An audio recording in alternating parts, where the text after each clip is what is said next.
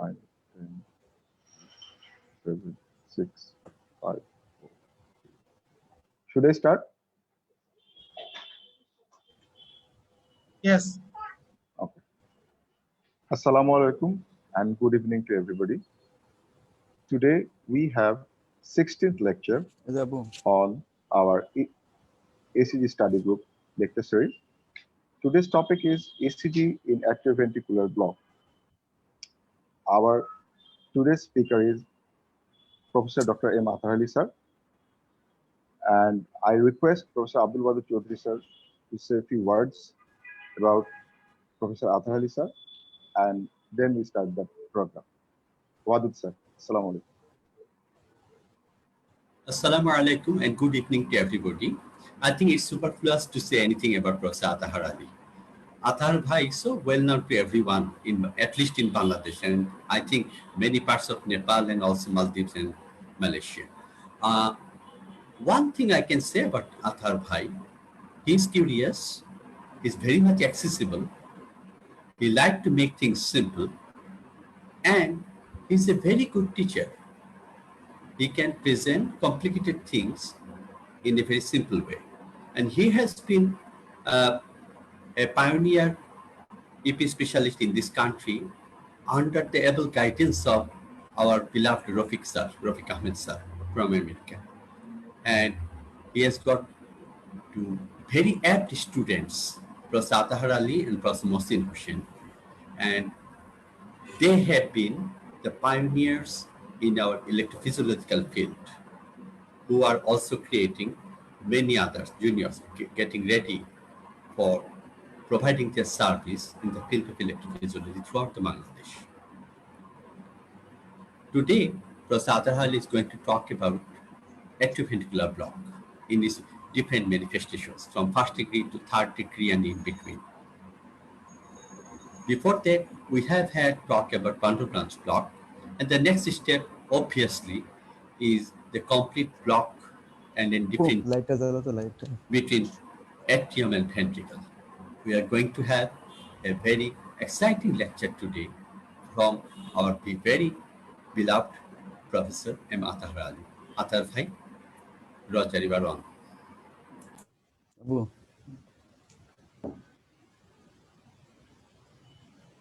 Sir, it might take some time. Sir is preparing to update his lecture.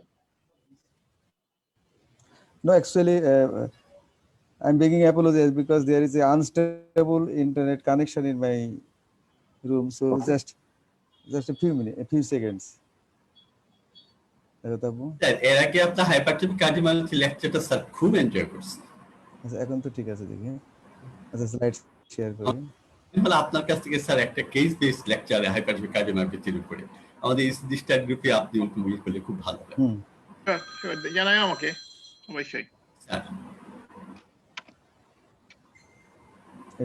এটা সাইডে দাও তো।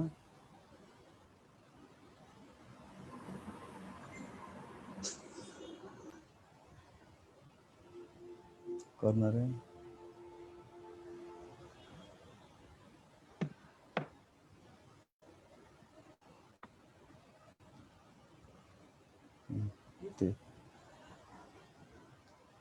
Hello, Tushar, can you see my slide? Yes, sir. Yes, sir. We are seeing your slide. We can also hear you quite well. Yes, sir. So,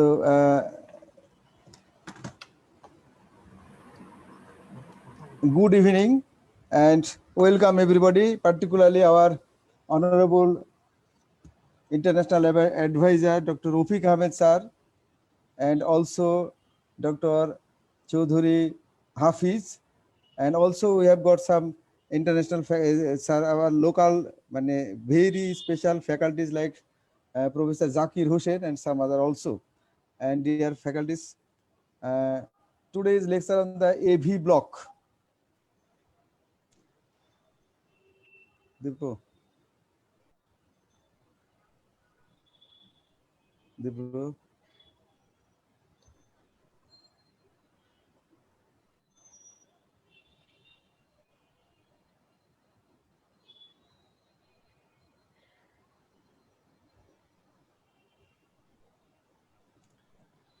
So AV block, just brief introduction about the AV node.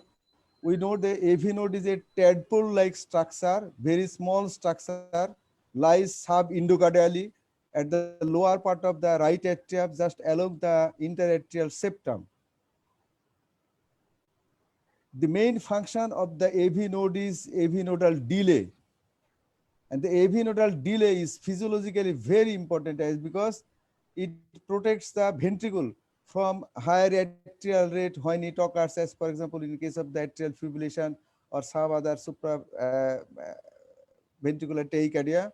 And this AV delay is physiologically very important as because it is very physiological component for the atrioventricular synchronization. That is atrial systole follows by the ventricular systole. There is does not overlap between the atrial and systole, and it is because of the AV delay. So AV node plays important role, and delay, that is making some block, is the physiological function of the AV node. But when it describes the pathological situation like the AV block, that is atrioventricular block, it means partial or complete interruption of impulse transmission from atrium to ventricle. This is the pathological situation, and this is called the AV block. And but AV delay, this is some kind of the block, and this is the physiological properties of the atrioventricular node. When the ECG is the main tool for describing the any kinds of the block in the conduction system, particularly either SA node or AV node or the infranodal structures. This is one of the ECGs on the left side. We can see the first bit is a QRS complex, narrow QRS complex. There is no P wave before it, so it can be the junctional bit. But after that, there is a bit that is preceded by the P wave, that is the that is the sinus bit that is conducted. So this is the group. That is one the escape bit, that is the supraventricular, particularly from the maybe the junctional bit and the sinus bit. But there is a pause. What is the reason of this pause? There is no activity. But after this QRS complex, we cannot see the P wave nor the QRS complex. Just before seeing another the escape bit, that is the supraventricular bit without the PRS complex. So this is one kind of the block, as because this sequence is not maintained here. This is one kind of the block. But what kind of the block it is, whether it is the acertal block or evinodal block or something else. So this is the ECG that can tell us the answer. And this is another ECG. You can see this is the narrow complex regular tachycardia, that is the supraventricular tachycardia, that stops and degenerates into the atrial fibrillation. And thereafter, there is again atrial fibrillation with the long pause, but there are multiple atrial activities. But these atrial activities are not followed by the QRS complexes. There is another QRS complex. So there is a different kinds of the block at the AV node. This is also one kind of the AV nodal block. This here the supraventricular tachycardia, we don't know what kind of the conduction is taking here, but here we can see there is the atrial complex, and not that all atrial complexes are being conducted. And here clearly you can see there is many of the atrial complexes are not related. So there is a block in the AV node. Whether it is physiological or pathological, that is the question. So what I want to make you understand is that ECG is the main tool for describing the different kinds of the block, whether the location of the block or what kind of the block it is.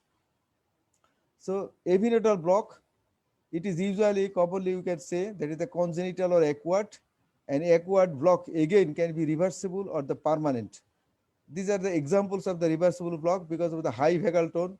Sometimes it is drug induced or the metabolic condition like the electrolyte imbalance. So these are the reversible causes of the AV block, and these are the permanent cause, that is the degenerative. This is the one of the commonest cause. And after the myocardial infarction, or sometimes happens after the iatrogenic, particularly post cardiac surgery or the ablation. So these are the causes of the AV block, that is the congenital or acquired, reversible or permanent. For evaluation of the AV nodal block by ECG, we have to answer 3 questions.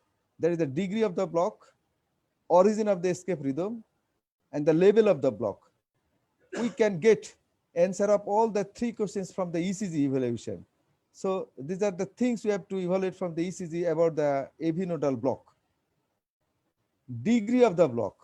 Degree of the block means first degree block. that is prolonged conduction. That is, there will be conduction of all the P waves, but with taking the longer than the physiological time. There is the prolonged condition. This is not actually the block. This is actually the delay. Then the second degree block, there will be intermittent conduction of the P wave. Not all the P waves will be conducted, but some of the P waves will be conducted. And third degree block, or the complete heart block, that is, none of the P waves will be conducted. So this is the simple way of defining the degree of the block, that is the first degree, second degree, third degree, prolonged conduction, intermittent conduction, or no conduction of the P waves. So this is the simple way to keep it in memory, that is to define the AV nodal block.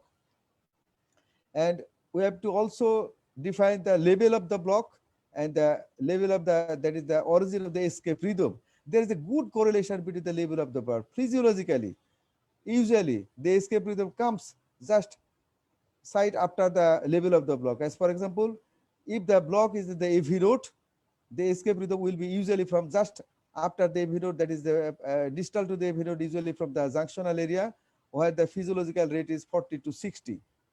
Or if the block is in the infranodal area, particularly in the His bundle, the escape rhythm usually should be from the bundle branches, usually at the rate of the 40 to 50.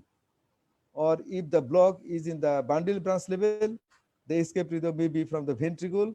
The escape rhythm is usually 20 to 40. So this is the simple way, but this is not the exact rule that heart always follows. But this is the physiological principle of the heart that is usually followed, and usually the escape rhythm comes just from the level of the distal to the level of the block. So this is one of the example of the first degree AV block. We can see that in the first ECG, the PR interval is 220 milliseconds. More than 200 milliseconds is first degree AV block. This is the P wave, and this is the QRS complex. So this is the first degree AV block, and this is the delay actually than the block, as because all the P waves are being conducted, just taking more than physiological time. So this is the this is actually a delay rather than the block. That is, the first degree block is a kind of the prolonged delay than the real block. It is associated with the diseases most of the time, but sometimes it can be seen even in the physiologically, that is the normal population up to 4% after the age of the 60. So this is not uncommon in the physiological situation. In the lower ECG, the PR interval is more prolonged, profound prolongation, that is the 420 millisecond. In contrast to the 220 millisecond, here the P wave is 420 millisecond. And this P wave is actually positioned just at the terminal part of the T wave. What does it mean? The ventricle is still in the systole, and the PR is positioned just during the systole of the ventricle, the terminal part of the systole. That is, the atrial systole will happen when the ventricle is still in the systole, and ventricle will be in the diastole. So the position of the P wave or the degree of the first degree block sometimes determine whether the patient will symptom or not. Usually it is stated that the first degree heart block is usually asymptomatic, does not produce any hemodynamic consequences, but this is not the true. This is because the position of the P wave is the degree of the block is profound, usually more than 300 milliseconds. The P wave position will be backward over the T wave, and depending on the position of the P wave, there will be coincidence, that is the overlapping of the ventricle and atrial systole, and that determines the patient will have the symptom or not, as for example in this case. So the clinical significance of the first degree AV block, this is not always asymptomatic. Here in this case, the patient will develop the pseudo pacemaker syndrome, just like the pacemaker syndrome, as because there will be overlapping of the systole of the ventricle and the atrium, as because the P wave is positioned just during that is just before termination of the ventricular systole. So there will be pseudo pacemaker syndrome, and it will also overlap early part of the diastole of the ventricle. So it will produce the diastolic mitral regurgitation, and longer the diastolic mitral regurgitation over the periods of time, the patient will have the dilated left atrium that will produce the atrial fibrillation.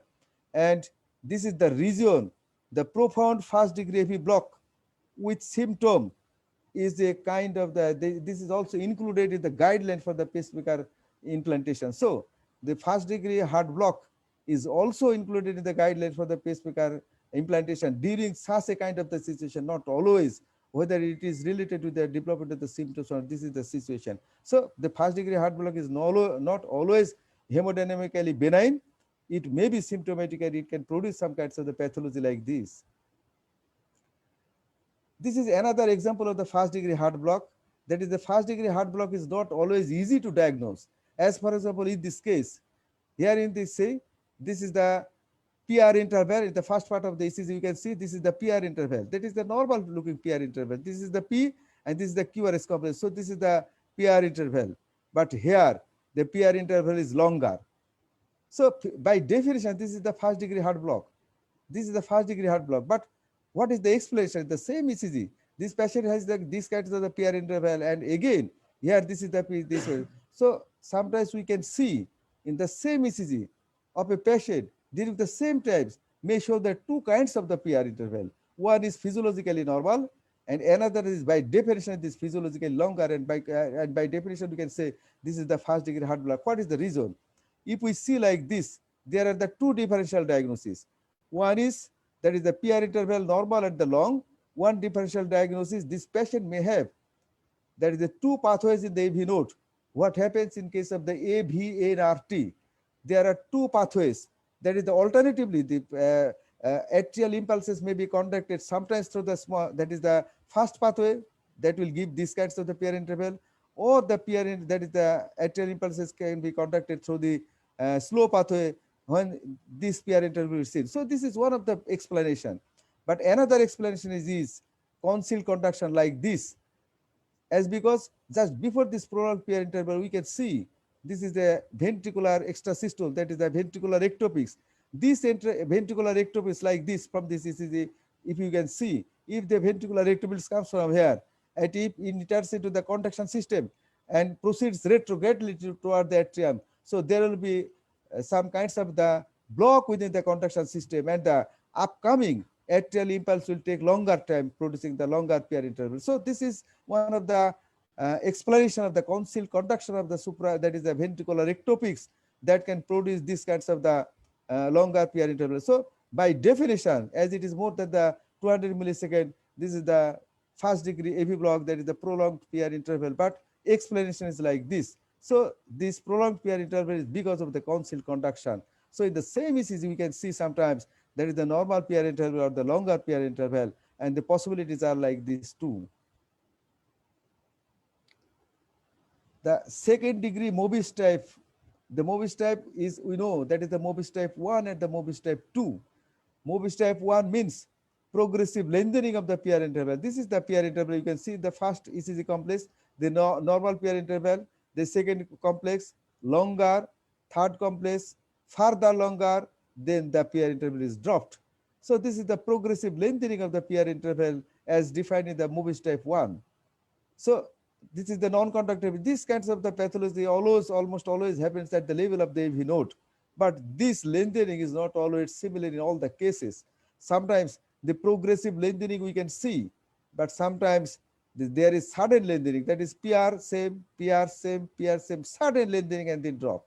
This is called the atypical Wayne back. So Wayne back may be either typical or atypical in case of the Mobis type 1 ECG, that is the AV nodal block. This is one of the example. You can see this is a pause, this is a pause, and this is the P conducted. This is the P conducted with the prolonged PR interval. This P is conducted with further prolonged PR interval. This P is conducted with again further prolonged PR interval, and this P is conducted not conducted. So this is the progressive, slowly progressing of the prolonged, that is the PR prolongation and this P is blocked. So this is classic example of the Mobis type 1 AV block.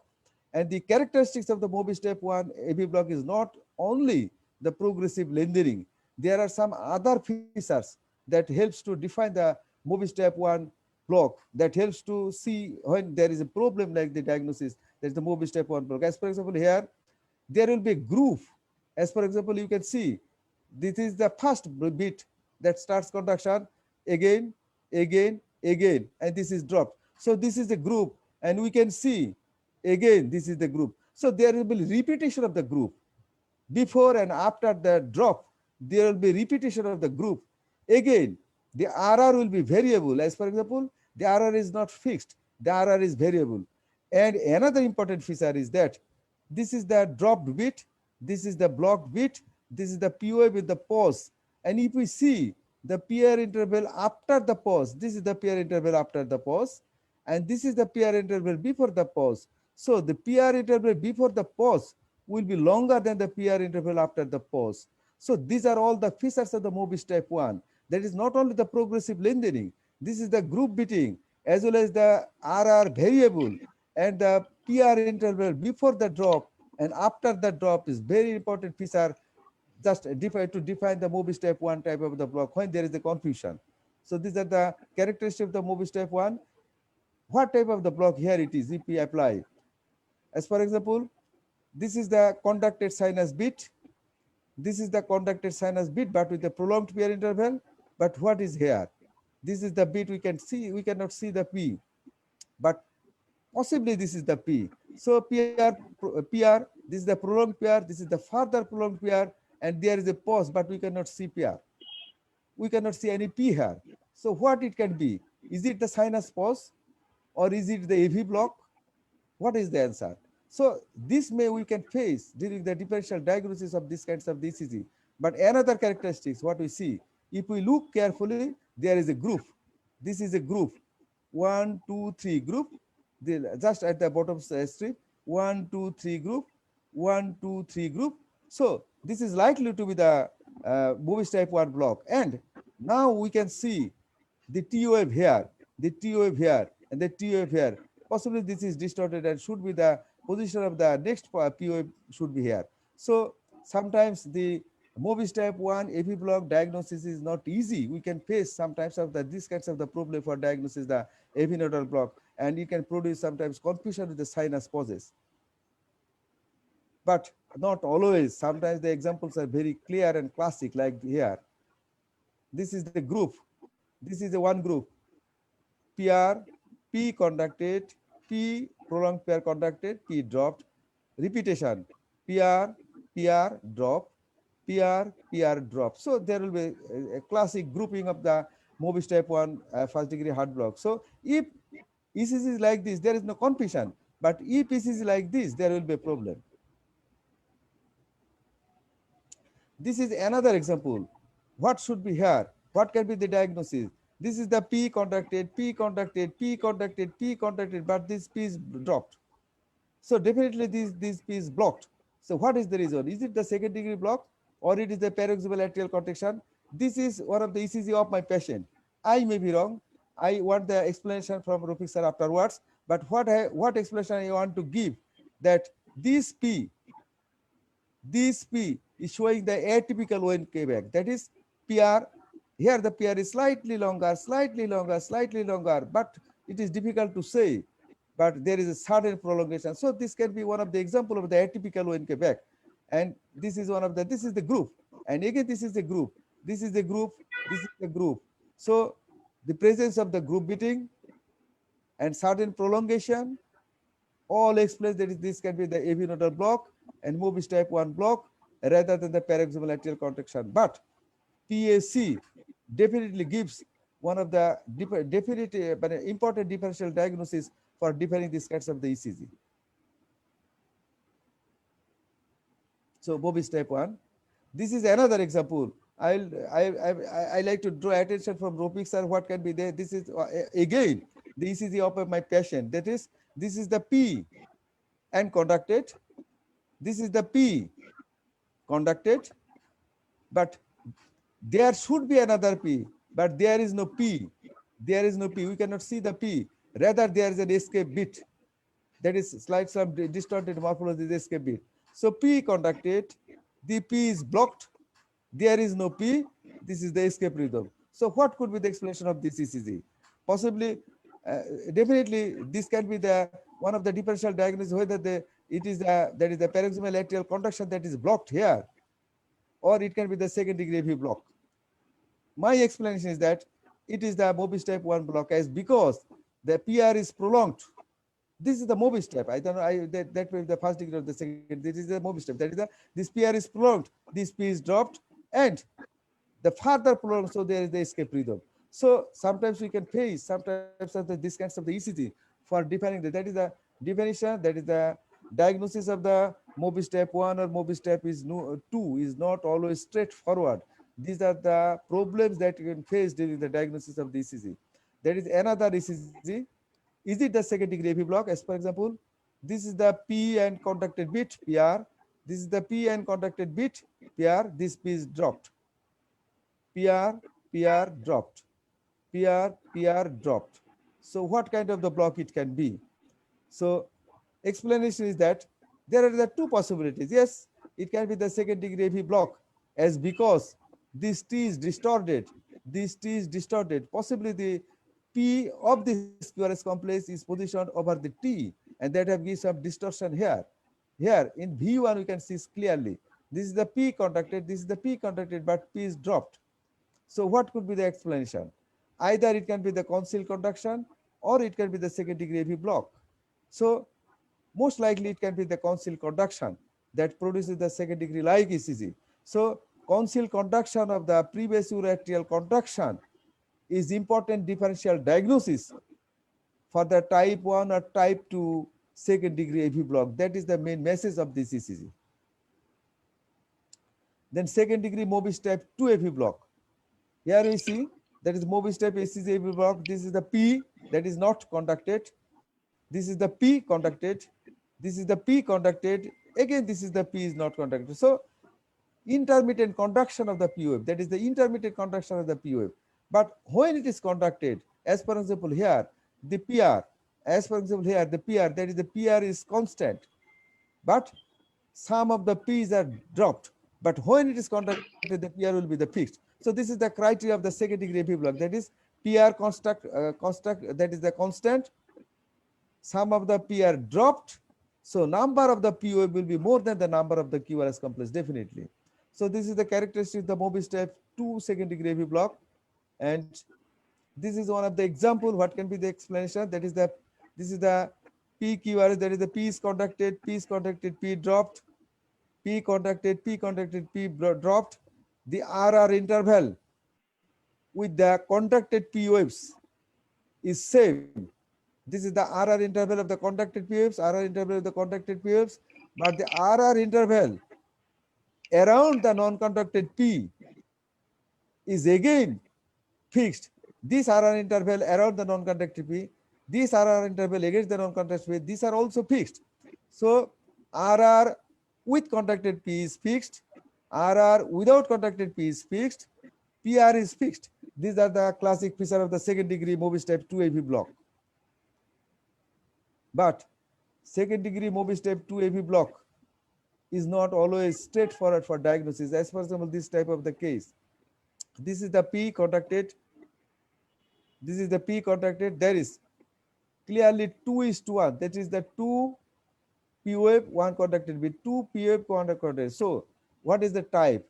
Whether it is the type 1 or type 2, it is very difficult to say and not possible from these kinds of the ECG unless we see the 2 conducted P waves. It is possible. If we see 2 conducted P waves, this is one of the conducted P wave.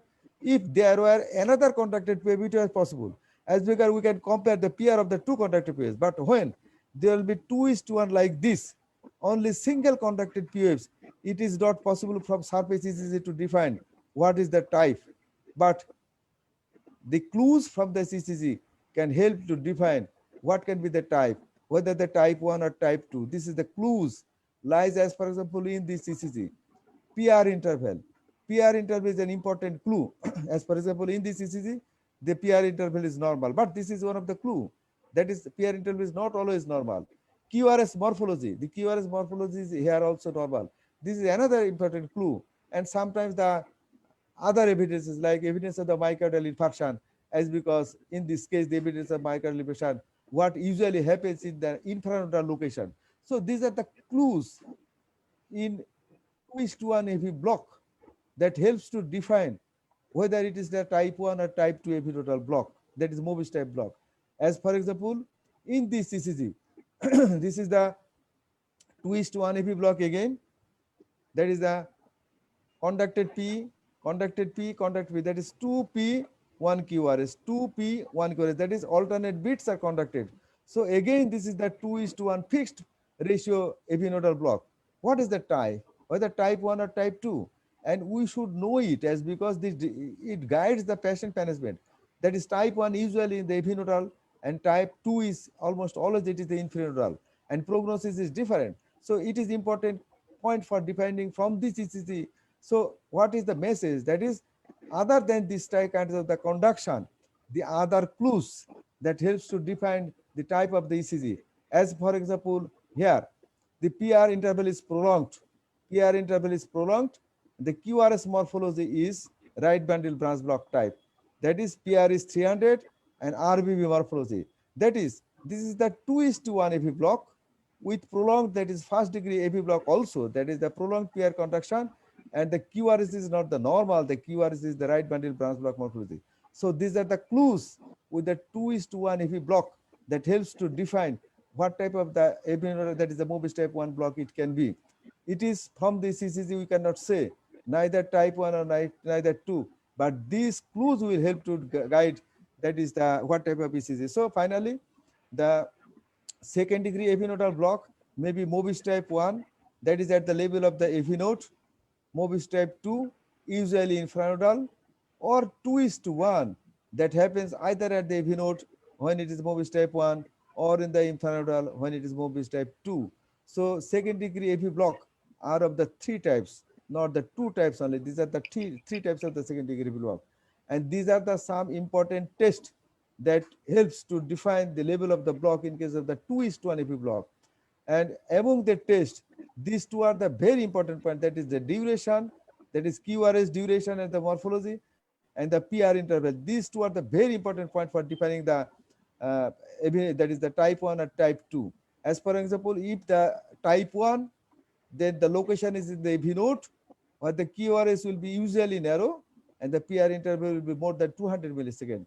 But when it is location is the infranodal, the QRS duration will be usually wide, but PR interval will be narrow. With these two ECG findings, what we can see in the ECG, these are the other points that also helps to define type 1 versus type 2, like the exercise and the atropine. Exercise and atropine improves the conduction, and in case of the infranodal, it worsens the conduction. So these are the ways, these are the some of the tests and the ECG clues that helps to define between the type 1 versus the type 2 ECG, that is epinodal conduction. This is one of the example how the clue can help to define. As for example, this is the 2:1, 2:1. This is 1P, this is 1P, this is 1P, 1P. So 2:1 conduction, and the PR is fixed. This is the PR, this is the PR, this is the PR. The PR is fixed, and the PR before the conduction of this non-conducted bit and after the conduction of this non-conducted bits are same. So this is the Mobius type 2, and location is infranodal as because the QRS is actually RBB morphology. So normal PR and RBB morphology QRS complex. From this previous slide, we can see that is the QRS, that is the normal PR and widened QRS. So normal PR and widened QRS, that should be the type 2, Mobius type 2, and location is the infranodal. This is very much important, and we can find these findings from this single ECG. So what is the importance of defining the nodal versus infranodal is because the infranodal, in case of the infranodal block, the escape rhythm is usually slow, the escape rhythm is usually unstable, and the pathology is usually irreversible, and risk of asystole is very high. So these are the groups of the patient we have to identify, as because most of the times they are the candidate for the permanent pacemaker implantation. So this is the reason why should we are concerned about the differentiation between the nodal versus infranodal location. But the second degree AV block sometimes can be further advanced. That is high degree AV block, what we can say. That is not that it is a 2:1. Sometimes there are 3 or more of the P waves can be non-conducted. That is the 1P, 1P, 1P. Initially, this patient has got 1:1 conduction, but suddenly it advances to 3:1 conduction, 3:1 conduction, 3:1 conduction. So this is the example of the high degree AV block that is advanced from the that is the 1:1 conduction in sudden development of the advanced AV block. This is one of the example of the this is advanced second degree AV block, or some books it is written as the high degree AV block, advanced second degree or high degree AV block, what you can say. But this is not the third degree AV block, as because there is evidence of the P wave conduction, that is evidence of the AV nodal activity. So this is not the third degree AV block. So this is the high degree AV block. This is another example of the high degree AV block. This is the P wave, P wave, P wave, P wave, P wave, P wave. This is the high degree AV block, and here the QRS is the RBB morphology. So definitely it should be the infranodal location, and the PP interval is fixed. So this is the one of the example of the high degree AV block, and location is usually almost always it is the infranodal location. And another type of degree of block is the third degree AV block. What you can say, the complete heart block. The level of the complete heart block may be AV node or the infranodal, and the pathology may be reversible or irreversible, and P QRS ratio, P is usually more than the QRS number. So these are the some of the characteristics of the third degree AV block, and we can see here, and we know all the characteristics. That is the P, that is the PR is not fixed, RR is fixed, but PR is not fixed. RR fixed, RR interval is fixed, but PR interval is not fixed. So this is the example of the third degree AV block, and these are the ECG findings of the third degree AV block, as because in case of the third degree AV block, there will be complete AV dissociation. Number of the P will be more than the number of the QRS complexes, and there will be no association between the P and QRS complex. So these are the ECG findings of the third degree AV block. And but the complete AV dissociation and third degree AV block is not synonymous. As for example, other than the third degree AV block, there are some other situations when you can see the AV dissociation, as for example, ventricular tachycardia and junctional tachycardia. So AV dissociation is a characteristic. AV dissociation is a characteristic of the third degree AV block, not the mandatory, that is not the only criteria. And AV dissociation does not always mean this is third degree AV block. As for example, in this case, that is the AV block, that is the AV dissociation can happen also in case of the ventricular tachycardia, the junctional tachycardia. As for example, in this case, this is the examples of the ventricular tachycardia. This is the P wave, this is the P wave, and this is the P wave. So there is the clinical dissociation. A number of the QRS complexes we can see, the number of the P waves. That is the number that the P waves are also present, but we cannot see because of the location of the P waves at the different sites. Sometimes it is under the QRS complexes, so we cannot see. But these are the visible P waves. So the number of the visible P waves are less than the number of the QRS complex. This is one of the classic example of the that is atrioventricular dissociation, where the number of the P waves are less than the number of the QRS complex. This is the VT, but reverse is true in case of the supraventricular tachycardia, particularly the junctional tachycardia. So this is another example of the complete heart block, where we cannot see the conducted P waves. The PR is, that is RR is fixed. So RR is fixed, so this should be the AV block, but we cannot see the clean cut P waves, but we can see the evidence of the atrial activity by the fibrillatory waves. So this is the atrial fibrillation. So atrial fibrillation with fixed RR interval is an example of the third degree AV block or complete heart block. There may be bradycardia in case of the atrial fibrillation, when the RR interval will be not fixed. But atrial fibrillation, if associated with the fixed RR interval, this is most likely due to the complete AV block at the level of the AV node. Another kind of the AV block we can see clinically in our practice life, that is the paroxysmal AV block. There is no evidence of the heart block in the patient's ECG or the some other findings, but this patient sometimes experience the syncope, and syncope may be one of the examples or the explanation for this kinds of the, that is that these stochasms or syncope may be due to the paroxysmal AV block. The definition is that abrupt transition from 1:1 conduction to complete AV block result in syncope is the paroxysmal AV block, but it is difficult to document. The level is usually the His bundle, and mechanism is sudden lengthening of the PP interval because of the intrinsic mechanism, either the phase 3 or phase 4 block.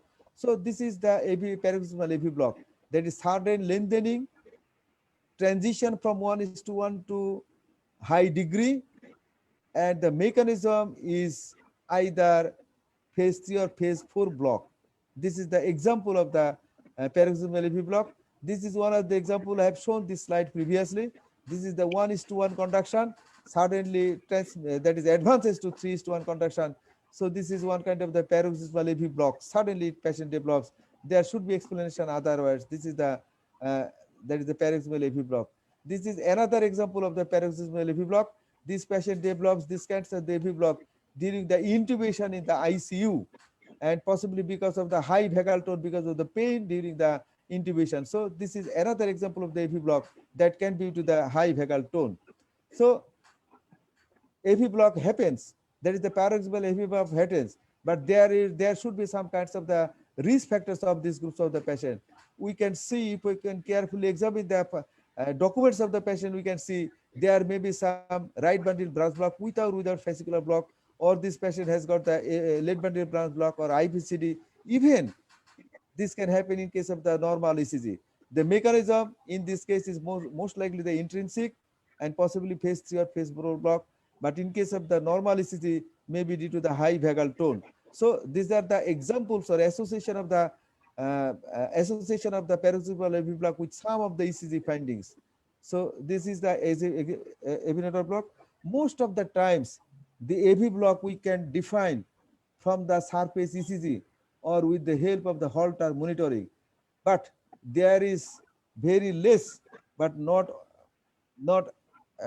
unusual, that we can take the help of the electrophysiological studies. These are the indication of the electrophysiological studies. Class 1 indication, actually there is no class 1 indication, is none, but these are the class 2 indication, as for example profound first degree AV block with some other conduction block. This is one of the case scenario when you can take the help of the electrophysiological studies.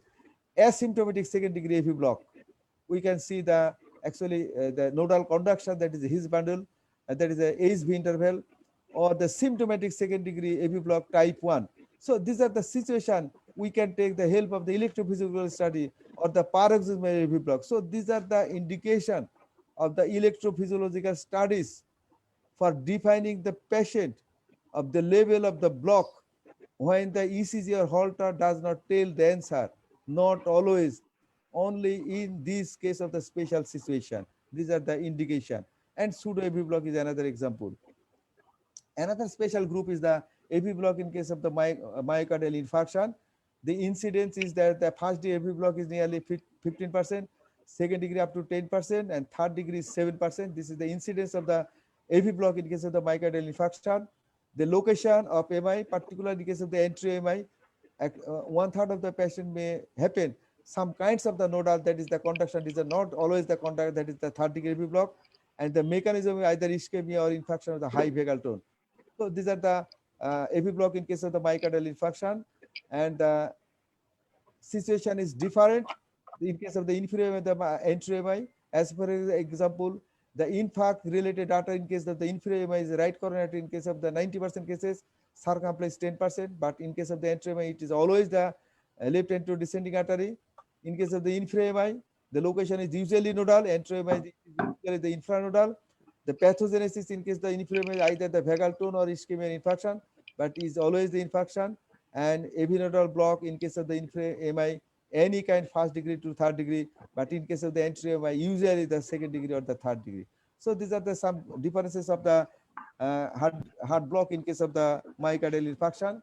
And this is related with the blood supply. This was actually nicely described by Professor Chowdhury in the last class. That is the we can explain the different kinds of the pathology because of these kinds of the differences of the distribution of the arterial supply. As for example, His bundle dual blood supply, right bundle branch block, posterior fascicle, and the AV node has got the 80 versus 20, right coronary versus left coronary artery. So this is the some of the example what we can help to actually define the pathogenesis of the heart block in case of the infrared MI. There are some questions actually. Why not always RBB in case of the late bundle branch, that is the entry MI? As because only 50% of the patient has got the one arterial supply LED, and sometimes in case of the 50% in case it may be the dual supply, that is the proximal part of the his bundle may be supplied by the right coronary and the distal part by the left coronary. So this is the reason that is the right bundle branch block is not always in case of the entry MI. And why commonly it is bifascicular block, as because LED supplies both the right bundle branch block and entrovesical. This is the example. When right bundle branch block is involved, it almost always associated with the entrovesical. So this is the reason the block is usually the bifascicular block. Why the left fascicular block is not less common, as because the posterior fascicle has got the dual blood supply. So it is usually the infection happens either by the right or the, so posterior fascicle is less likely to be involved. So these are the some of the examples what we can see in the practice life.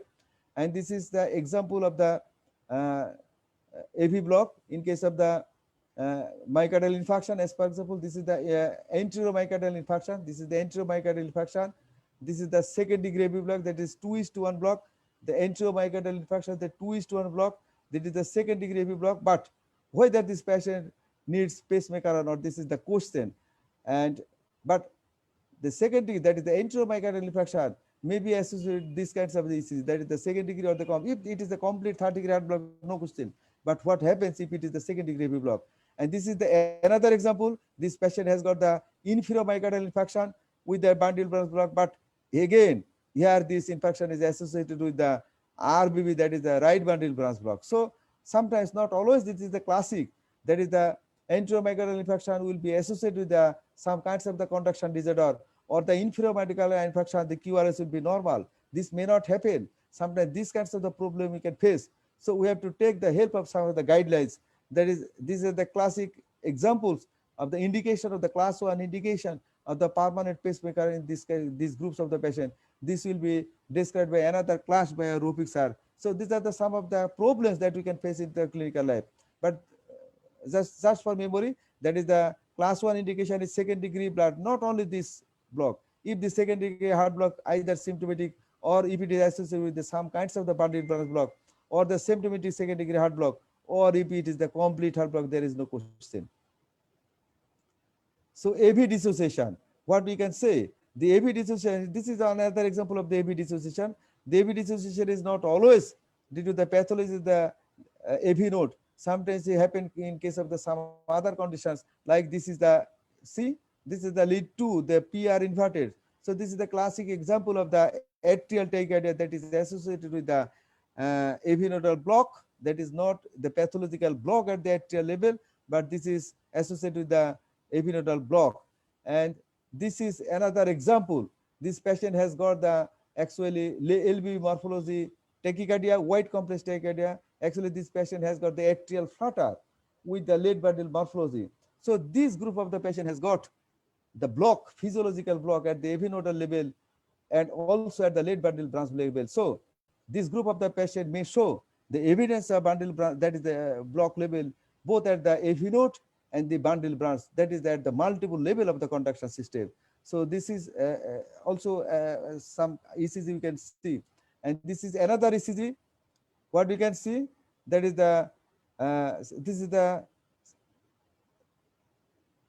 PP, but it is difficult to say whether it is sinus, that is AC nodal block, or the late bundle, that is the AV nodal block. So these are the some of the problems that should be discussed with separately. And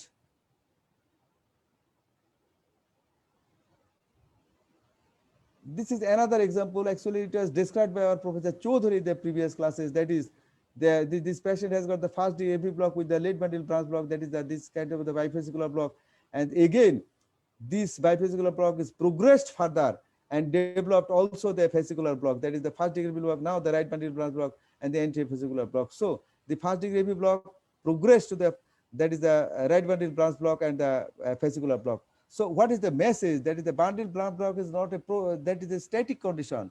It is the progressive disease. It starts from one side and can progress to the another side, and this is the reason It can be the multi-level AV block or multi-fascicular block like this. So conduction system block may be either at the AV nodal level or SA nodal level,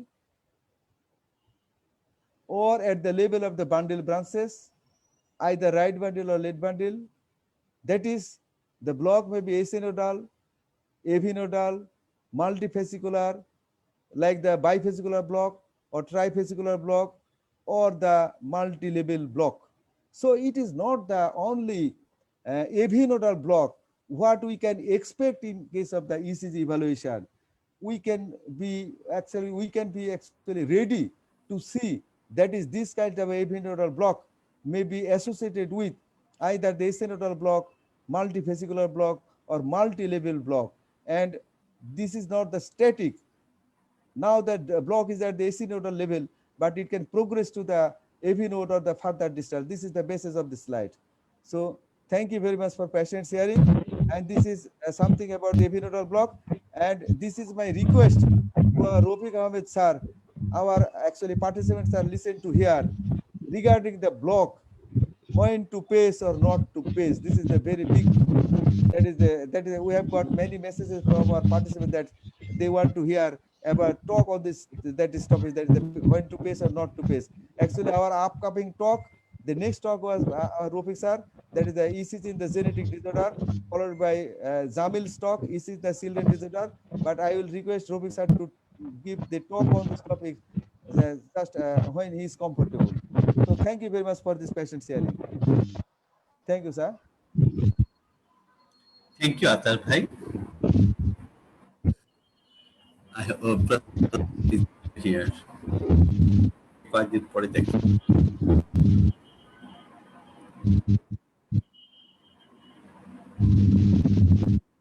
Tushar, there are some questions in the chat. Sorry, yes, there are some questions. Yeah. Definitely. Right, please. The first question that comes is that, is there any possibility of tachycardia or normal heart rate in complete heart block?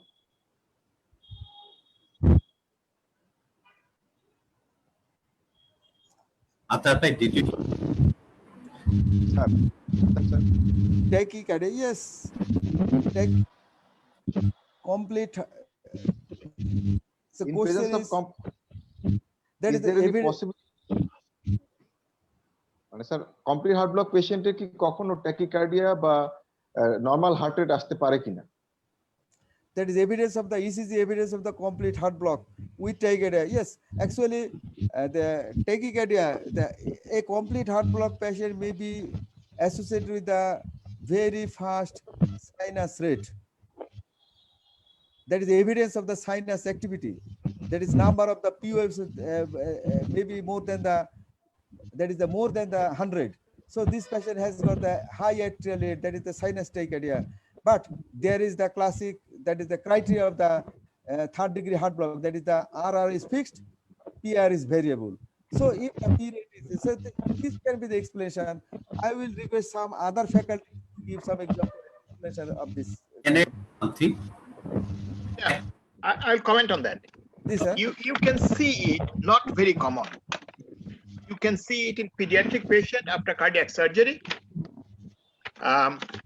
Recently, we had a patient after bypass surgery. Patient developed complete heart block, but it was the right coronary was involved. So patient had younger patient, so had junctional tachycardia with underlying complete heart block.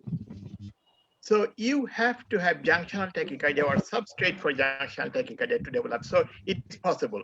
And that it makes it very confusing because what happens is that then it is tough to differentiate between these, to identify this problem. Rafiq bhai, Yeah. There is a fundamental issue on this question because I sometimes address this issue for the fellows.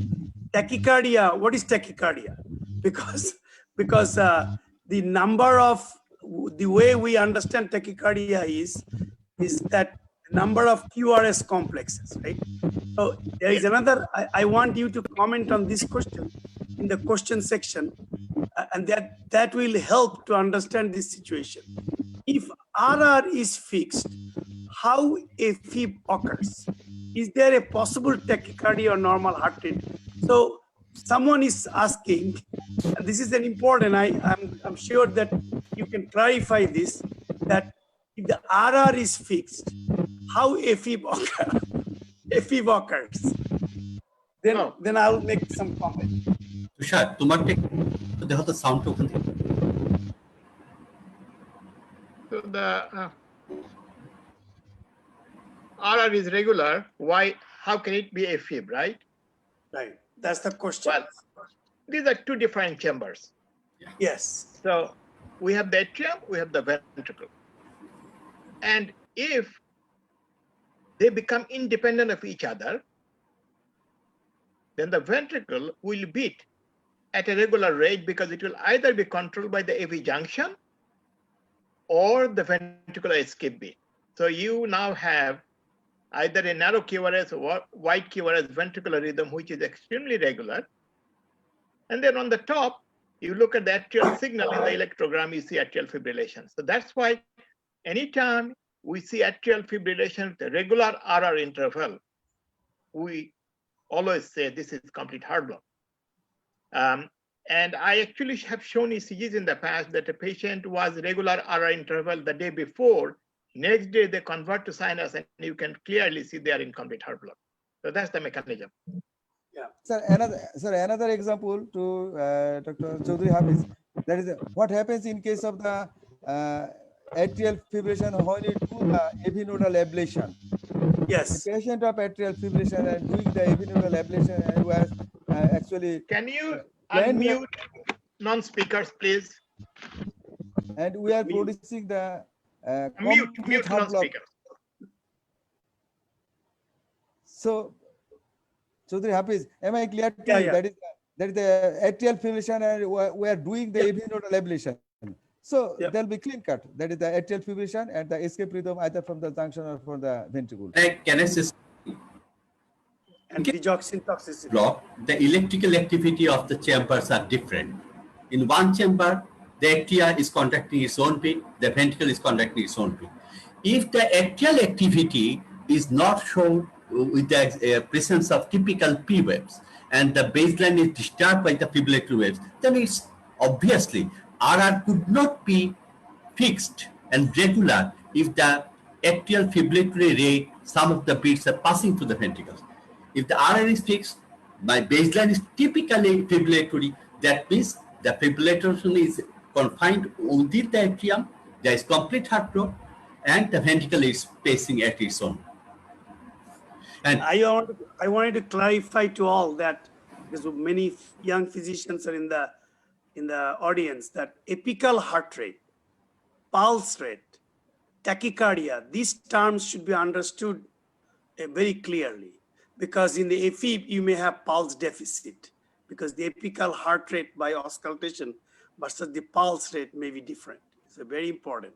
And then tachycardia, the way we understand, we don't talk about atrial tachycardia as when you talk about tachycardia to patient is tachycardic. That means we mean that there is a ventricular rate is more than 100. So these are the important things to clarify. the thing is that in a previous class, Rafiq sir was giving one example. In case of congenital complete heart block, if the atrial rate is more than 100, that's one sign that the patient is hemodynamically not stable. Atrial rate should not be, sinus rate should not be more than 90 usually. The patient is hemodynamically unstable, and that congenital complete heart block is likely to require pacing. Sir, am I correct?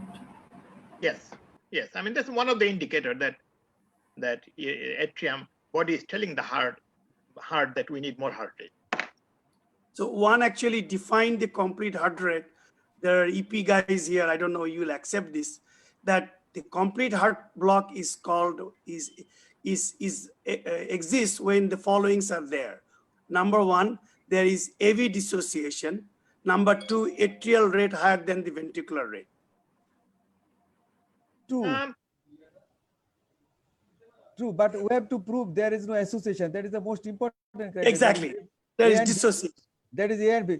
But AV dissociation is not the only.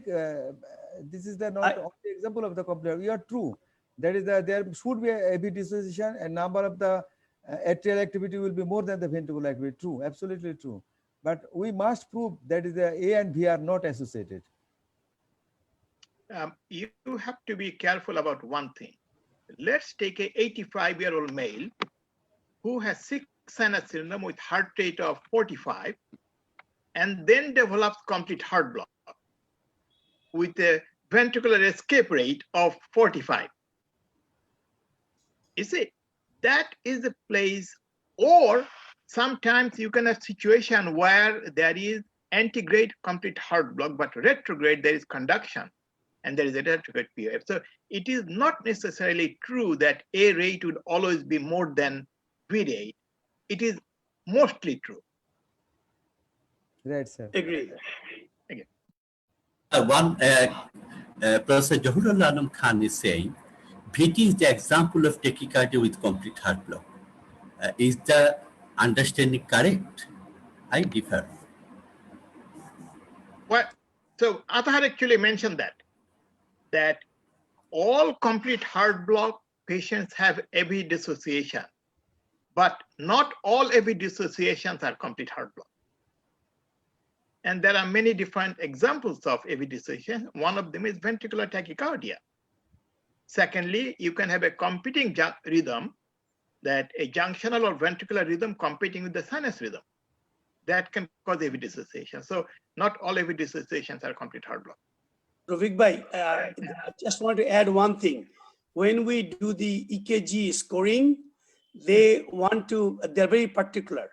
If it is a VTAC, for example, for the general cardiology board, VTAC is good enough. They don't want to know where is the VTAC coming from. That's up to the EP guys. But if there is an AV dissociation, the EKG board, they expect that that it is identified. So to summarize this, VT can be associated with AV dissociation, but VT may not be associated with AV dissociation. There may be VA conduction 1-to-1. So in that case, you cannot say there is a AV dissociation. Yes, this can happen in about, sir, possibly in case of 30% of the cases, there is 1:1 conduction is possible in case of the VT. But in the rest of the cases, that should be the dissociation. Is there any other question from the audience? Sir, one question is there. Why atropine increases symptoms in case of infranodal block? Atahar? Sir, sir, I will have you if you answer to this question, sir. Well, atropine is an anticholinergic agent. And vagal tone only works on the sinus and the AV node. It does not work on the junction. So that's why atropine is basically not useful in case of if somebody has complete heart block with wide QRS escape rhythm, it's not going to be helpful. As a matter of fact, if you increase the sinus node, there can be concealed conduction and may worsen the situation. So wide QRS, complete heart block, there is no need for atropine. Sir, we have got no more question on this topic. Sir Atahar, Sir, you have mentioned that secondary AV block with white QRS complex. You have mentioned that it is infranodal. Can it be infrahis or infranodal? yes, sir. With white QRS complex? Sir, wide complex usually below the AV node, sir. It is usually the infranodal, sir. Infranodal or infrahis? Yes, sir. Intrahis, yes, possible, sir. If it is in infranodal, but before infrahis, then it should not be white. Yes, sir. But if the location is AV node, if the escape rhythm from the junctional area, the QRS complex will be normal morphology. But if the escape rhythm is below the junctional area, that is AV node from the his bundle or bundle branches, usually it should be the white, sir. You are, Yes, this true. the question holo je, if it is the escape rhythm is from bundle of his, is the escape rhythm is going to be narrow complex or wide complex? White complex. It is, if it is below the AV node, it should be the white complex. Well, a few things. One, you just think about it. If the signal is coming from the AV node, it is going through the common pathway. Yes. And if this patient has the underlying bundle branch block, then you will have a white QRS even with that. Second, if it is coming from any location above, before it splits into right and left bundle, you can get narrow QRS. Yes. Yes. And it will only be if it conforms to any of the typical bundle branch. If we see that it is typical left bundle, typical right bundle pattern, then the escape is coming either from the his bundle or from the AV node. If it is coming below from that location, it will become totally a different morphology, which will be what we call non-specific interventricular conduction delay. For example, in the limb it will be LBBP pattern, in the chest it will be RBBP pattern, something like Right. that. Yes. Yes. No typical morphology. No typical. Good lecture, Atahar. Sir, my question is, if a patient has asymptomatic trifascicular block, PR interval not that much, 220, and BB with LHB or LPHB, what is the predictability that that patient is going to have complete heart block? What is the chance in future? I have a patient who had atrial flutter. I put him on flecainide. He has baseline right bundle left antifascicular block PR interval of 240 milliseconds for last 10 years. I did not do anything. I did EP study because I was doing the atrial flutter ablation to confirm that the HV interval is normal. It was normal. So if there is no symptom, nobody has studied those patients. Because if trifascicular block, no symptom at all, then there is no need to study this patient. If somebody elderly patient comes with trifascicular block, and that means let's say PR interval of 240, right bundle left anterior has an episode of syncope, and which you think is cardiac syncope, then 99% of physicians today will agree that you should put a permanent pacemaker in. Sir, Yes. sir, is there role of exercise test to determine whether the patient will have any problem? Oh, the question is that if I do an exercise stress test on this patient, well, yes, I mean, we don't routinely do it, but if you do a treadmill stress test on that patient and you find that they develop 2-to-1 heart block, then clearly there is a problem with AV conduction, and that patient definitely is going to, but those patients are going to present with exertional shortness of breath. I saw a patient just yesterday. This patient came, was fine. She has baseline right bundle branch block, doing fine. But last 2 weeks, she gets short of breath every time she walks from her mailbox to her home. And to the extent that she said, I went home and just sat down, down on the sofa. No, she didn't pass out. And on the 12-beat ECG, basically she goes in and out of 2-to-1 heart block. And I'm sure what was happening in real life, that why every time she walked, her sinus rate increased and her conduction went down and heart rate dropped, and she had exercise intolerance. So we should be asking particularly when having any shortness of breath during exertion. That will help give some clue. Rafik bhai, there was one sort of report in, I think, Stark or one of the AJC, that when there is a trifascicular block, those who do not have any, they divided the group like aortic valve disease or previous MI, and overall it is a bad news compared to normal conduction, but it was more likely that those who had previous MI and aortic valve disease, they had more problem requiring pacemaker. But when the index case is identified, trifascicular, it may not be an indication for pacemaker, but down the line with underlying structural heart disease, MI and aortic valve. So we need to be more vigilant on those groups. Yeah, Absolutely. I mean, if there is any doubt, I mean, let's say if somebody, you can always study his conduction, his bundle. And if the HV interval is long, then you put a pacemaker in. And looking at the HV interval is a very simple procedure. Takes about half an hour. But your suggestion is good. A cheaper way to do chronotropic response, maybe, right? Yeah, Absolutely, absolutely. that's what we suggest. Okay, shall we do the questions? Yes, sir. We can go for your sessions. Sir, Motin's question. Graphics, sir. Yeah, we are waiting. Okay, so we'll do questions. I mean, as I have done that, I always try to keep it to the relevant topic, but please be careful. It's not always true that I will keep it to the relevant topic, because that's how real life is. Patient don't announce that I'm going to come with MI today. So our first ECG, this one, and I've given the choices. Vivu, please show the poll box. Yes, sir. Starting the poll, sir.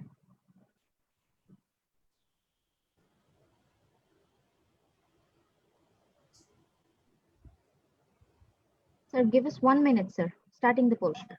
Sure.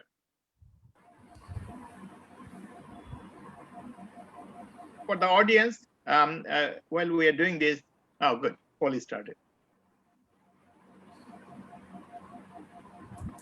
I request as many people as possible to answer. That is, nobody knows about it, and if you answer and your answer is correct, it will confirm your knowledge.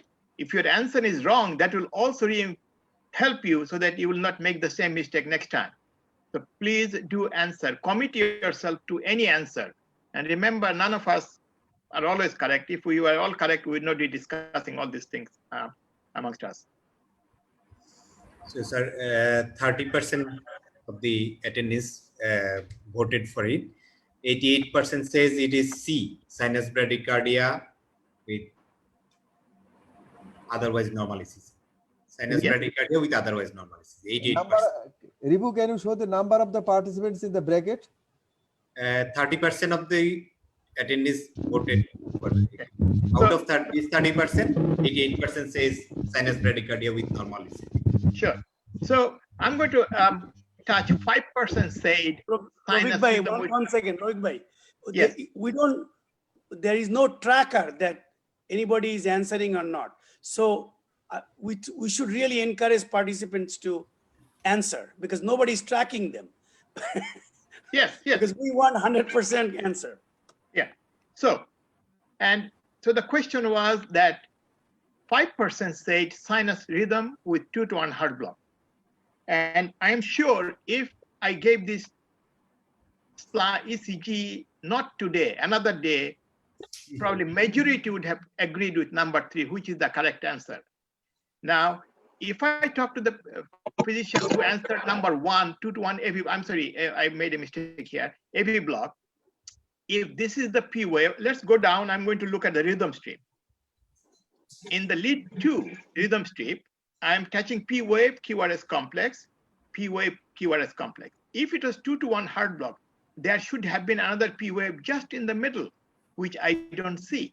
Now, one may assume in lead V1, this terminal portion of the T wave as a P wave, which is a possibility, but it's not 2-to-1 then. So please remember that this is sinus bradycardia, otherwise normal ECG. Please keep this picture in mind. Every time you look at an ECG, whether this looks rate like this or faster, is sinus rhythm normal ECG. That is a picture that we must remember in our brain so that 90% of patients will have this ECG. Okay, next one. I'm going to go.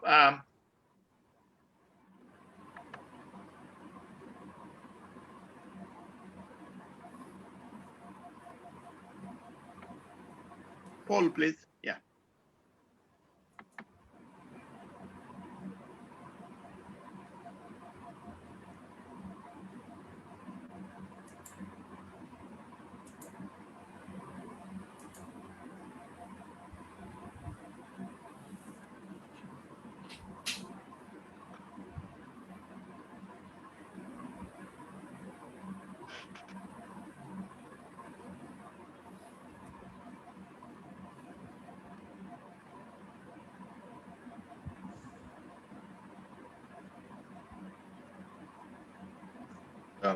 I will ask Wadud to discuss this ECG because I think he gave the talk on hyperkalemia.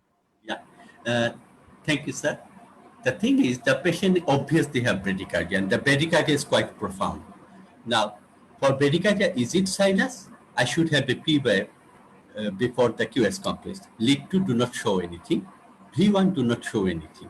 So it's not sinus. But there is a problem in here.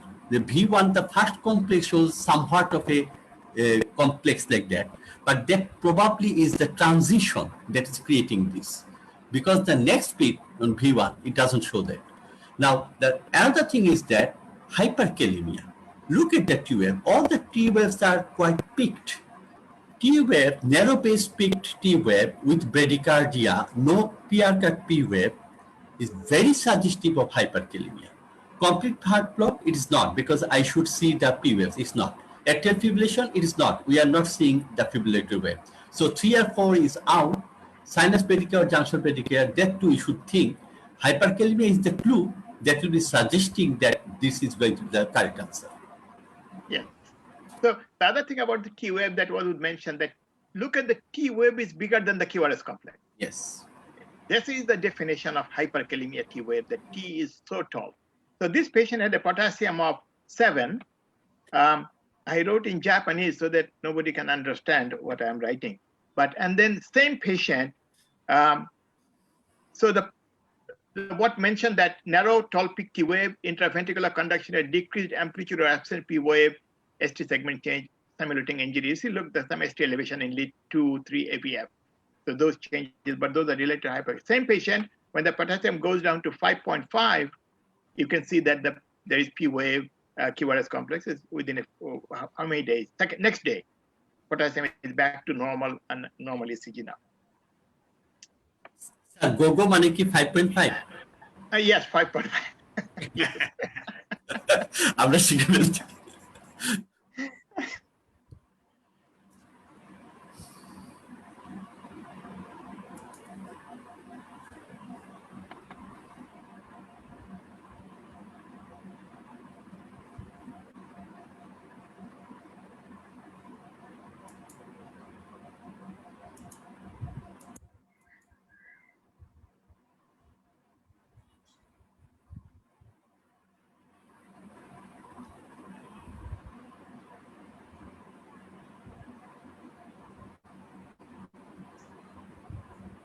Whoever is answering the multiple choice question, there are 2 ways of answering.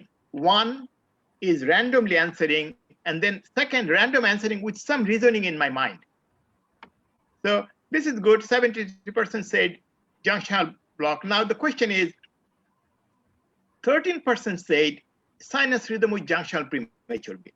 Now, there is a reason that I gave this choice. And what is point in their favor? Any of my panelists can dispute that if they say junctional is premature beat, why not it is junctional premature beat?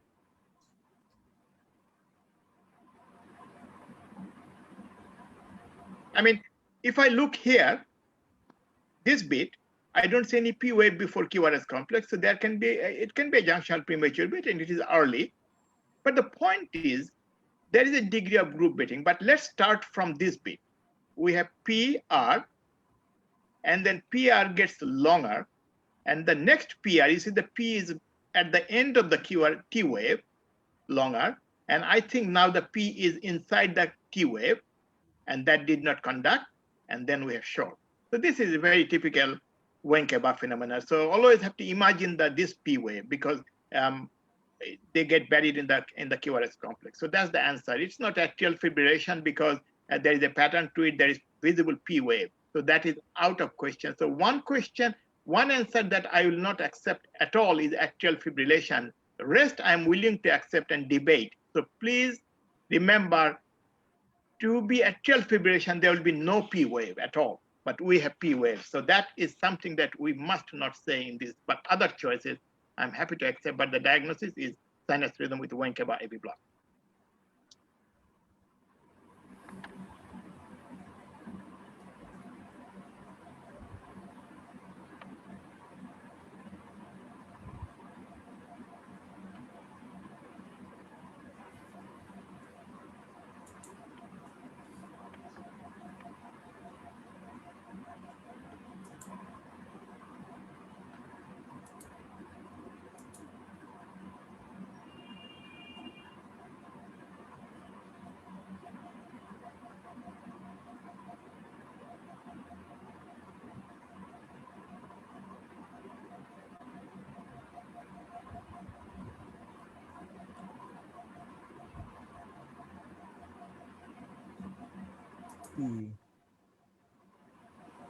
Yeah, so this is a good distribution.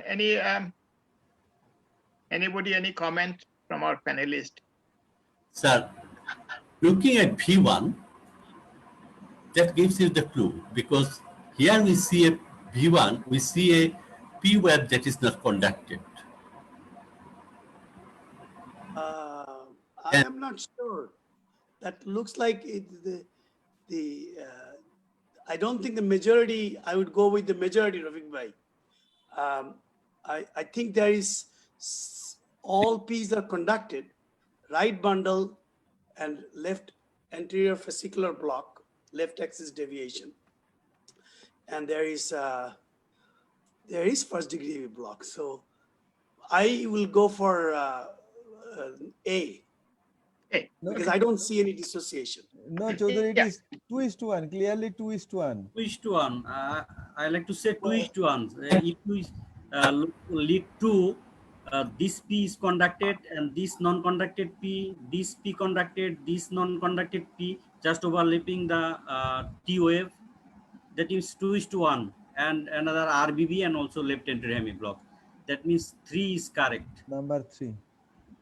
So what I do, first of all, it is not complete heart block. Why? Whatever it is, there is a P wave and there is a QRS complex, and there is a definite relationship between the two. Yes, sir. So let's exclude what it is not. So the totally wrong answer will be complete heart block. And then we can debate rest of them. The other answer that is wrong is, let's look at the QRS morphology, right bundle and left anterior fascicular block. So number 2 is definitely wrong, because I did not add left anterior fascicular block. So now I am left with sinus bradycardia with first degree AV block, right bundle, left anterior, or 2:1 heart block. Now, anytime I see in a patient with bundle branch block heart rate of 40-45, I always try to look for a second P wave, just to see if there is anything. If I look in lead V1, this is a biphasic P wave. There is a biphasic P wave. This is a funny looking T wave. And if you look over here, you can, as if this is a P wave. So this is actually 2:1 heart block with the baseline first degree right bundle left anterior fascicular block. This ECG is in 2007. Now look at this same patient had another ECG. I don't have that one. Sorry, I did not put a couple of years ago. Now this is a different patient. So this is 2:1 heart block. So please remember that. Now, of course, if you look at the other leads, it becomes very difficult to identify. So in these cases, you have to keep a high degree of suspicion. And a lot of physicians will miss this ECG. This is a common mistake. I had patients who have gone to the operating room with this ECG and developed complete heart block during surgery with catastrophic outcome. So, and it is very important to find the second P wave. But Rafiq Bhai, if we say that we are debating on these two differential, how to be sure that this is the 2:1 or this is trifascicular block? Okay, so yes, so 2:1, you have to, then you can do rhythm strips, number 1. If you exercise this patient, it will get worse. What will happen? The P wave get buried in the more in the QRS complex, unless they develop 3:1 heart block. So you have to look for other rhythm strip, or put an unusual electrode that will show the P wave a little bit better. This electrode. Yes. So, but I think the V1 is the clue here. This is no question about it, especially this ECG, that the pointer where my pointer is the clue to this one. Review, তুমি ECD যাওয়ার পর পোলটা একটু পরে দিও, কারণ সবাই একটু Rafiq Bhai, I politely disagree with the 2:1 because you cannot map the PPs. Because when you look at yes. So that is the thing. You cannot map. That's why I did not agree. Okay. Now this is the problem. Look at here. No, the original one. So show me the original one. Oh, this is a different one. Okay. Yes. So the problem is that this is why the confusion is that this patient, if you, this is not a V1 T wave. If you do longer strips, you will find that this is not the T wave. This is the distortion. So this patient clearly had, and actually what happened, I don't have the pacemaker ECG. Once you put the pacemaker in, you could see that the heart rate totally changes in this patient. But as you say, that if somebody writes sinus with first degree AV block, that a lot of cardiologists will write that, but this patient can have serious consequences if we miss this 2 to 1 heart block. I think the message I take, whoever is right, is underlying structural heart disease and further evaluation is needed before we go for further. But I would, on the surface EKG, Rafiq bhai, I'm sorry, I will still take the trifascicular block. Okay, all right. No, fine. And then evaluate So further. Yeah, let's look at this one. Report পোলটা একটু পরে দাও, কারণ সবাই একটু দেখতে চাচ্ছে, দেখে তাহলে ওদের আনসার করতে অসুবিধা হচ্ছে। তুমি 20 সেকেন্ড দেখতে দিয়ে তারপরে পোল দাও, আমাদের একটু সময় নেই, পোলে বরং সময় কম দাও, 20 সেকেন্ড সময় দাও 30 সেকেন্ডের জায়গায়।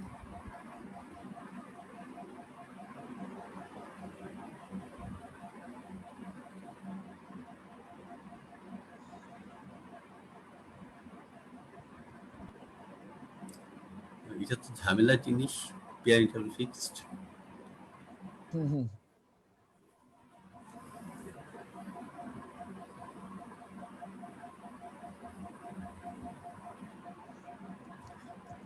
এটা আসলে একদম মাপা উচিত। এখন পোল দাও। রিপু, তুমি 20 সেকেন্ড ওয়েট করে পোলটা দিবা। Okay, sir. Okay.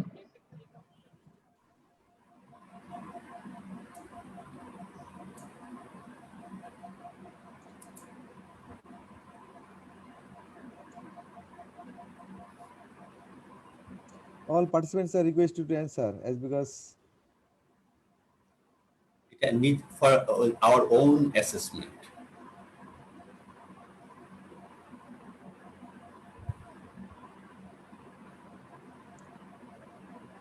is good numbers, number C.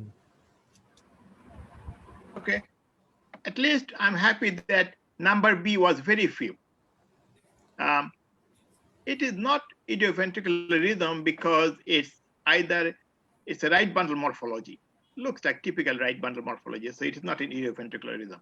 So the question is, sinus bradycardia, first degree AV block, right bundle branch block.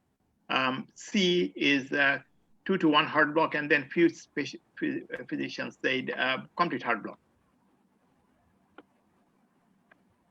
Question is, B is out, I think, and the question will be D. So there is a P wave, and there is a QRS complex. And if we look at the interval, they look same.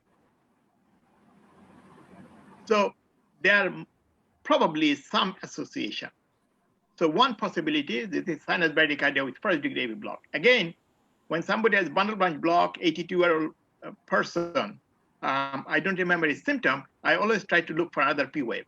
And if you look at lead V1 over here, and then look at the T wave, it is clear negative. In this case, Hafiz cannot dispute me. Totally agree. Yes, now there is a P wave. But I'm looking at your choices, Rafiq bhai, because you are actually very fair to give the choices. Yes. So, but this P, I mean, if you suddenly gave me this one, if you just gave me this QRS complex, I cannot make any comment. I can say probably a retrograde P wave or something, or maybe artifact on the QRS T wave, but it is present in every tracing. It looks exactly like the P wave that is before. And then, so diagnosis is 2 to 1 heart block with right bundle branch block. And let's see if I put the timing here. Okay, yes, I did the timer. Look at this timer. The RR interval is 1600 millisecond. Yeah. And then, if I add the P wave, Yes. if I put 2 P wave, is exactly 1600 milliseconds. There is a little variation here, 1630 with this one and 1640. But for the most, this is 2-to-1 conduction. And the first P wave, the second P wave. So I think the timing is also very important. Putting a caliper is very, very important. And you can see there is some variation of the P2P interval. It's basically QRS complex can change the timing a little bit. Sir, can I say? Yes. The previous ECG. The last QRS complex and the PR interval, and the first QRS complex and the PR interval, there's quite difference. Yes, that can explain. That creates some confusion. Yes, that can explain there is some variability in the, and it can happen, but it is not a dissociated complex, especially in this location. So there is, when there is first degree village, there will be some oscillation of the PR interval with autonomic tone. So you are absolutely right. This first one is different. And of course, they can swing between 2-to-1 and I have patients who will go into 2-to-1 heart block and complete heart block, intermittent. They're floating around, depending on which part of the tracing you get. Sir, sir, most important message for a participant is that we have to see the T wave very carefully, particularly in V1 and lead 2, whether there is another P waves or not. Yes, absolutely. Okay, how about this one? Let's give them some time.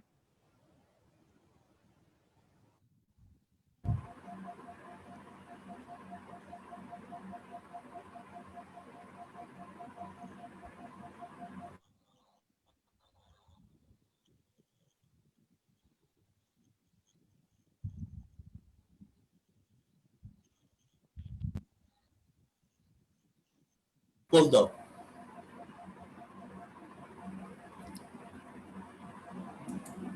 Please also pay attention to the computer-generated report that will bring up to an important, and this is one of the part of American College of Cardiology ECG exam that we are also given computer without computer report and with computer report.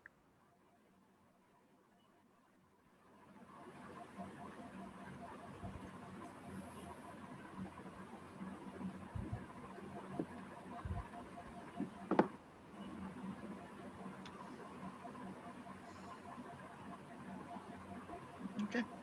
That's nice. Yes. Good, sir. Yeah. So the question is, any panelist have any comments? Sinus bradycardia with left bundle branch block. And the distribution is kind of interesting. So yes, sir. Go ahead. Sir, I am with the most of the participants, sir. That is the number 4, as because there are some evidences of the conducted. But why not? No, yeah, fine. But why not? How do you say it is not sinus bradycardia with left bundle branch block? Why not? With some sinus arrhythmia, maybe. Because in case of chest leads, there is the V5, V6 are complete clear-cut negative complex. So it doesn't correspond with the limb lead assumption of left bundle branch block only. I can see the interventricular conduction delay that much, but not Right. Important is that there are some evidence of the conducted as well as non-conducted P waves, sir. As far as the bottom strip, this is the conducted. That is the second bit is the conducted P waves. That is the next one is not conducted. Third is conducted with it is also not conducted. That is the second, fourth, sixth are the conducted bits, sir. Well, let's ask the person with controversies. Hafiz. I'm actually with 4, but I can see that, first of all, Rafiq bhai, you are ignoring all the MIs. No, this is a rhythm ECG. Hafiz. So no, we are not going to do any cardiac cath today, Hafiz. So, my question is, I look at the lead 2. No, why not number 1? What is the problem with number 1? Why not problem with number 1? Because it does. If you look at there is PQRS relationship in the rhythm strip cannot be justified by sinus rhythm alone. Yes. So if we say sinus mechanism is there, but the AV conduction is problematic. So Yeah. in the EKG of worksheet, we would be writing sinus rhythm, probably sinus bradycardia, but AV conduction is problematic here, and only can be explained by high-grade AV block in the first half and complete heart block in the second half. More consistent with that. Yeah. So I think let's look at it. People who answer sinus bradycardia. So this is the P wave, QRS complex. PR interval is about 240 milliseconds. So if that was the case, this P wave is too close to be conducted. And then this may be conducted, but this one again too long. Okay, let's make an assumption that this conducted and this conducted is a longer PR interval. If they did, then the RR interval should have been longer here, which did not change. So the RR interval is absolutely regular, and P to P, there is no relationship in this part. So let's look at the timing. Here I have the timing. So RR interval is 15-20 milliseconds, absolutely correct, with P to P no relation. So this part is complete heart block. Problem is, there is a P wave and there is a QRS complex. And this QRS complex is much earlier than that before again it becomes 15-20. So this most likely is a conducted P wave, QRS complex. So this patient, that is the definition of high-grade AV block. That means mostly complete heart block, there are some conducted QRS complexes. This is what we call high-grade AV block. And everybody, I'm sure the panelists will agree on this diagnosis, right? If you look at the worksheet, maybe not a bad idea to follow the worksheet for mentally in our head that this, what is the origin, sinus, AV conduction, QRS, subsequent conduction, any axis, hypertrophy and pattern, and then disease order.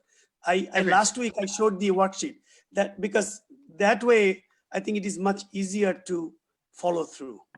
Oh yes. So, I think in the learning process there are two issues. One is the algorithm, the worksheet, definitely to use. Second, a picture memorization is also very important. That we remember the pictures and then justify why it is this, why it is not this. Okay, so I have similar ECGs, a couple of them. But again, the same thing. No, we have shown this one before. Just 1 second. But I have two EKG for the panelist. Even I don't know the diagnosis. Okay, we'll do this one and then I'll go Hafiz ECG and then probably one more ECG. Okay. Sir.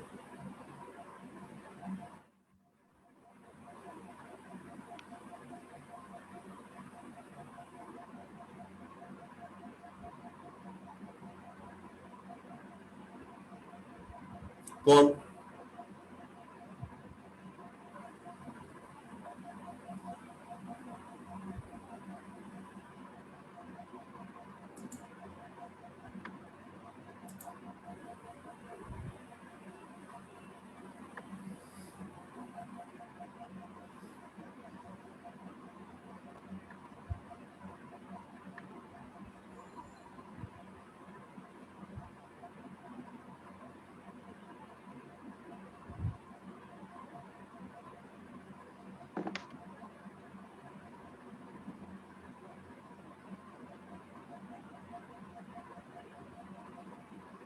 Nice.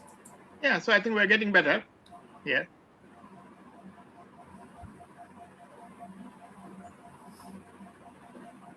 Yeah. So people who answered B should also be correct, considered as correct, partly because you just missed the left antivesicular block. So if I add 8%, 82 plus, so 90% actually gave correct answer. And then sinus rhythm with first degree AV block, again, somebody, when there is this kind of bradycardia, always look for a second P wave. Second P wave.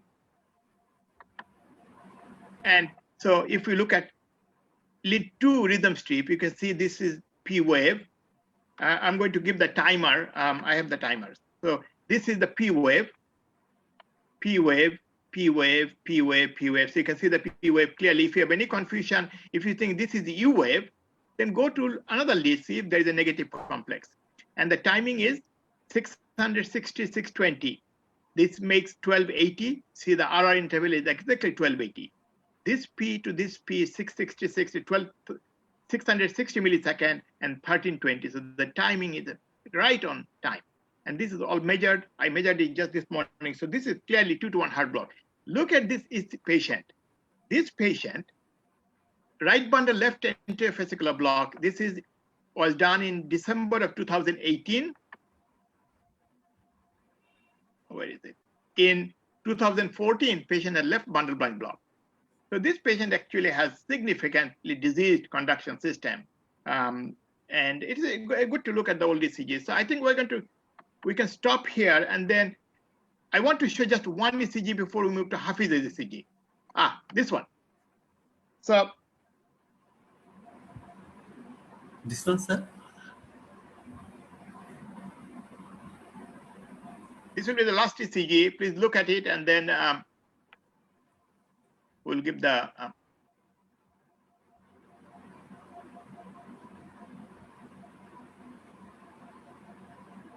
this ECG can be very confusing ECG, especially on rhythm, and if you look in the rhythm strip on telemetry monitor.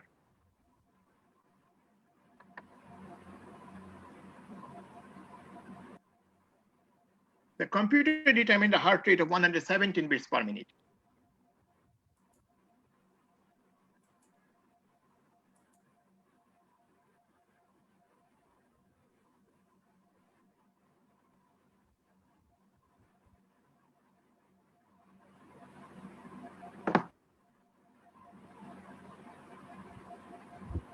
See.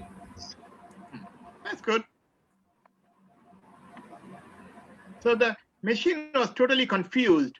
The machine recorded heart rate of 117. I think what is happening, if you look at lead 2, these are the big P waves, and the QRS complex is almost same height. And it is probably double counting these numbers. And that's why it ended up with this. So if I look at the marker channels with this, so you can see the P wave, P, and there's a 600 millisecond. But look at the RR interval is 870, 940. There is a little bit of variation, 980. But definitely there is no relation between P and QRS complex. And why this is variation? This is a patient with congenital complete heart block and with some bundle band block. And they actually, the junction can change rate a little bit. So this patient was like that and had right atrial enlargement. Look at the rhythm strip. When you, and the telemetry monitor, the P wave and QRS complex, they're almost same height, and it can be very confusing in this patient. Thank you. And Hafiz has is it like a ventricular phasic variation? It is allowed. But yes. The P wave, what is the congenital heart? Is this P wave gigantic? I forgot the history. I forgot the history, but had significant right atrial enlargement. Yeah. It's the Himalayan P wave. Yes, yes, it sir. is. Epstein, sir. Epstein-like, sir. It looks Possible. like. I can find out what the story was. Okay, Hafiz. I need to share the screen. I will, yeah.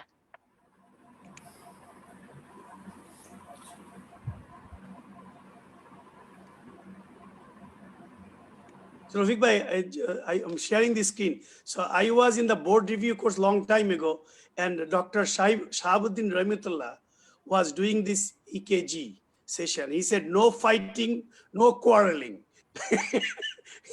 And then he said, I don't tolerate any opinion. Just listen to what I say.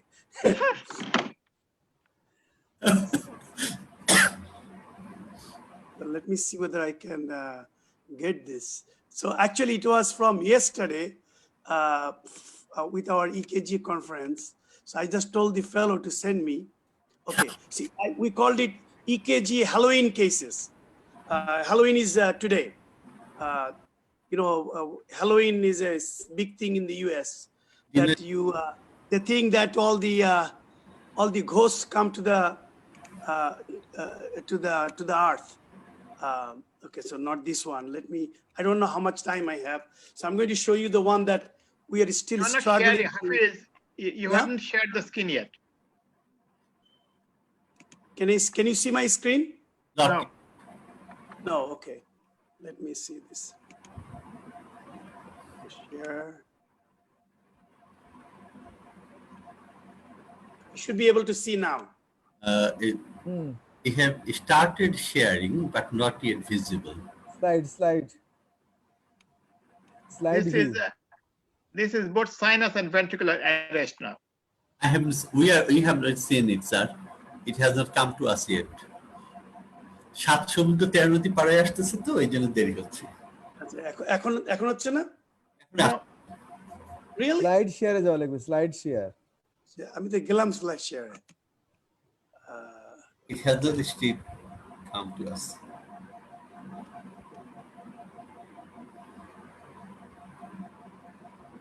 Resume share. It says, you can see no? Yet not, sir. বের হয়ে sir আবার ঢুকতে হবে sir. হ্যাঁ আবার ঢুকতে হবে? জি sir. No, why? এদিনে একই প্রবলেম ফেস করছি আমরা। Hafiz is not, I can't see Hafiz. You have to turn your video on. Okay. Turn the video. Yes, now share it, please. Now try to share, see what happens.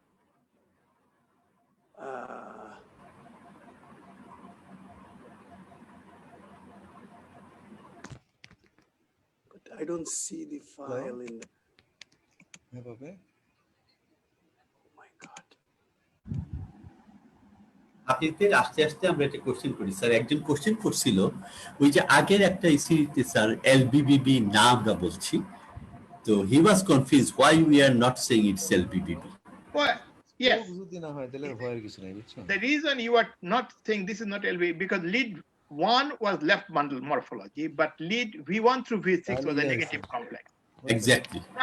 Now, there is a problem. Sometimes what happens, if there is hypertrophy, the heart can be rotated. And if you do V5, V6, V7, V8, then you can see the complex as left bundle. So sometimes you can have to do extra lead. But that was the reason that, Wadud, I assume that you mentioned it was not typical left bundle because of that. Because for left bundle and V6 has to show similar morphology. Yeah. Another question there was that where is the QRS coming from?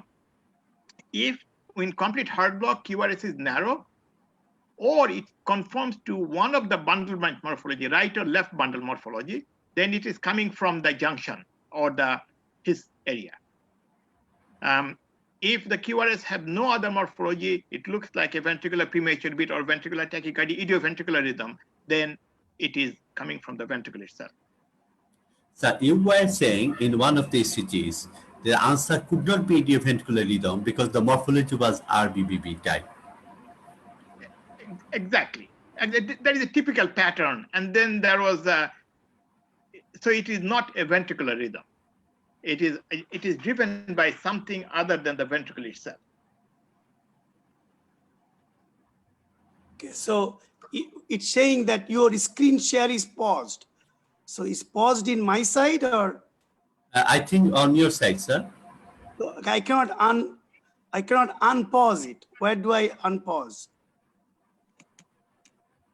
Remove from IT. Can anyone help? We can look at it next week, Hafiz. Okay. থেকেই sir প্রবলেমটা হচ্ছে sir. ওটা স্যারের and থেকেই হচ্ছে না sir. স্যারের কিন্তু নেটের স্পিডটা স্যার কি একটু কোনো আপ ডাউন হচ্ছে স্যার? না, আমাদের এখানে মেসেজ দিচ্ছে your screen sharing is paused, but I did not do any pause. Sir এইখান থেকে স্যার কোনো কিছু পজ করা না স্যার। আপনাদের স্যার আমি কো-হোস্টও করে দিছি স্যার এখন। স্যার আপনাকে ওখানে আসলে এপিআই বুঝে দেখতেছে আপনি কি মেসেজ পাঠাচ্ছেন। Oh, Let Sir, Rafi sir, assalamu alaikum. Sir, there was a question, sir, যে ওয়াদুদ স্যার বলতেছিলেন আমাদের একজন পার্টিসিপেন্টস কোশ্চেন করেছিলেন যে alternate bundle branch block RBB LBB, is it always indicator of trifascicular block, or it can be due to rate related aberrancy? How can we differentiate that? Oh, so the question is alternating bundle branch block, like this patient had. You know, if you think what we call complete left bundle branch block with QRS, let's QRS duration of 120 milliseconds, is complete left, and few days later develops right bundle branch block. That patient should be in complete heart block. How come it is not in complete heart block? And now there is proof that actually what we call complete left bundle branch is not complete left bundle. There is some conduction, so you can go from one side to other side, alternating right and left bundle branch block. Rate-related aberration, of course, it can be rate-related bundle branch block also, but with the rate that slow, you don't expect that to happen. Exactly. So it is not rate-related. I mean, rate-related will be if it is tachycardia dependent bundle branch block. So that's how. Another thing possibly he wants to know, sir, whether it can be called trifascicular block or not. Oh, the trifascicular block definition is. Yes, Hafiz bhai, good news. We can see your all the lectures and everything. Hafiz bhai, can you hear us? Hello, ECG. Yes. I think they are Can having. you hear me? So 22-year-old with trauma came with this EKG. You have to open it. Your ECG is not visible. We see the screen of all those Can you see the EKG now? No, sir. It is your computer screen. We're just seeing your computer screen, nothing else. You have to open the file, please. Just open the file, sir. Then screen share. ECG cases Halloween. Yes, first file you have to open, please. Yes, sir. Oh my God. I'm seeing it, but I don't know. I think we'll have to do it next week because. Next week, we'll do it next week. All right. Sir, do you have any more ECG, sir, Prof, sir? No, I think we're done. I think it's Bangladesh এখন তো রাত কয়টা বাজে 11টা বাজে আচ্ছা Atahar bhai, can you ask one of the technical guys to hang on because I need to figure this out that how it to do it. Sir একটু বলবেন sir আপনার এখানে স্যার কোন ফাইলটা ECG review sir first one Halloween EKG sir double click করেন sir তাহলে হবে sir ECG case Halloween এইটার উপর ডাবল ক্লিক করেন স্যার এটার উপর double click first file right yes sir I think it's opening up.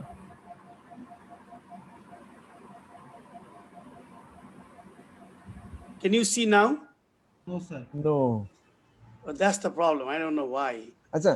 Okay, if I go to screen presentation mode, it doesn't come, right? No. Achha. An alternative suggestion, Hafiz bhai. Yeah. From the next weekend, you can see send the ECG before the session to our technical guys. Okay, that's a good one. Yeah. They will share the screen. Okay. All right. Thanks. Okay. Send your email or something like that, or who else is here? Technical. Sir আপনার পাওয়ার পয়েন্টে sir run করেন আপনার কি sir পাওয়ার পয়েন্টে sir কোনো ঝামেলা আছে sir এমনি আপনার এখানে স্যার পাওয়ার পয়েন্টে রান হচ্ছে স্যার পাওয়ার পয়েন্টে রান করতেছে হ্যাঁ পাওয়ার পয়েন্টে ক্লোজ করে দেব আপনি যেটা করবেন যে ফাইলটা ওপেন করবেন ওইটা ডেস্কটপে নিয়ে আগে ওপেন করবেন তারপর এটা মিনিমাইজ করবেন তারপরে শেয়ার স্ক্রিন করবেন আপনি ফোল্ডারে আমি ডকুমেন্ট থেকে আসতেছি আচ্ছা ঠিক আছে ফোল্ডারে গিয়ে ওপেন করার দরকার নেই আপনি এটা ডেস্কটপে আনেন ওপেন করেন মিনিমাইজ করে রাখেন তারপরে জুম থেকে শেয়ার করেন তারপরে স্লাইড স্ক্রিন শেয়ারিং এ গিয়ে ওইটাকে কিন্তু আমার এটা বুঝতেছেন আমি এই আপনাদের সাথে প্রোগ্রামে আমি এই প্রবলেমটা দেখতেছি আর কারোর সাথে আমি দেখি না আচ্ছা ঠিক আছে Possibly because of difficulties. It is difficult because I wanted to actually see what you say because even we don't know what is happening. But anyway, so maybe we'll show it next week. Next week.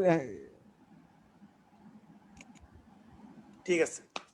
So, Firoz, Sir, just ECG for of few the- minutes, one more ECG, just for few minutes.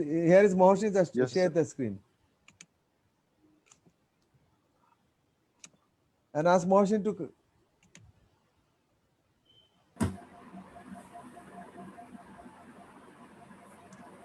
Mohsin Bhai. This is the courtesy of Professor Mohsin Hussain, 70-year-old gentleman presented with palpitation. 12 read ECG is below. Was given propafenone 150 milligram 12 hourly for this. The interpretation rate 134 beats per minute. Rhythm rate irregular. QRS and axis normal. P wave is replaced by flutter waves, sawtooth appearance with variable AV block, more marked in inferior leads. ST segment normal. So the diagnosis is typical atrial flutter with variable AV block. That any of our panelists have got any opinion with this? No, it's clear cut. The next ECG is actually interesting. This is the next ECG. ECG after 2 weeks of propafenone. The rate is 150 beats per minute. Rhythm regular. QRS axis normal. P wave absent. ST segment normal. T wave normal. QT normal. So the diagnosis is atrial flutter with 2:1 AV block. আগে variable ছিল, previously it was variable, now it has become 2:1. The rate is increased. What was the question? The confusion I think would be why not it is a sinus tachycardia. Yeah. So I mean, if we give this ECG, there is no way I can definitively say this is atrial flutter with 2:1 except for the fact that this is rate is 150. 150. If you look at lead V1, it appears to be there is a P wave which looks like almost like a sinus P wave, initial positive, then negative, with a PR interval slightly prolonged. So one can always say it is sinus tachycardia with first degree AV block. Then you look at this ECG and you find this patient is in 150 beats per minute for next 2-3 hours. It cannot be sinus tachycardia. So then it will put you a diagnosis. Either I have to entertain all of them. With this ECG, previous ECG is different.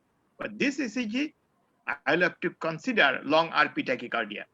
And one of them will be atrial flutter with 2:1 conduction. It can be an atrial tachycardia. It can be an atypical flutter with 2:1 conduction. Or it can be an SVT with long RP tachycardia, SVT. Sir, sinus tachycardia to long RP hobe, sir. Exactly. So, but the thing about sinus tachycardia is that if you do this ECG and half an hour later, it is still 150. It cannot be sinus tachycardia because sinus tachycardia will not stay at a fixed number. If you do it now 150, 5 minutes later, it will be 148, 158. So it will keep changing because there is intrinsic variation of the sinus rate. Sir, just to clarify, inappropriate sinus tachycardia ki bola jete pare, sir, if the tachy persists in that way. Inappropriate sinus tachycardia. But Okay. that is slightly variable. Okay, to define somebody as inappropriate sinus tachycardia, you have to prove that the P wave looks like sinus P wave. That's first, one of the things. Because here, I cannot see anything. I cannot say what the P wave is like. So let's say if this patient comes to me with a heart rate of 125, and I can see the P wave, which is upright in lead 2-3 AVF, and biphasic in lead V1, then I will point more towards the diagnosis of inappropriate sinus tachycardia. But with this one, I'll have difficulty to say that. But I'll have to entertain all the diagnosis. Yeah. These are clinical points. 70-year-old Yes. we started on propafenone. So after the first EKG, I think we need to be very clear about evaluation and then think about a class 1 drug on the propafenone. And the second, 150 sinus tachycardia, 70-year-old at rest. I have a lot of trouble to digest that as clinical. And the third is that 150, I know you don't probably like this, like many EPs, that 150 is a magical number with narrow complex, particularly who had a tail flutter before. So now it is in that range that it's 2 to 1. So it is important that we don't give the wrong message that I would not use propafenone without further evaluation and make sure that structure in normal heart, etc. For the juniors, you see, if before you give class 1 C drugs, you have to be sure the patient is not having ischemic heart disease or any other structural heart disease problems, because in that case you are going to increase the mortality. That's what the Asal Bhai was emphasizing.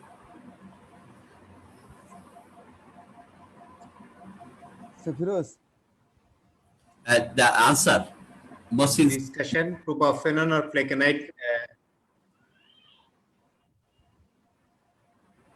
মহসিনের উত্তরটা দেখাও না, ও কি explanation, কোশ্চেনটা ছিল কিছু, ওর কোশ্চেনগুলো কি ছিল?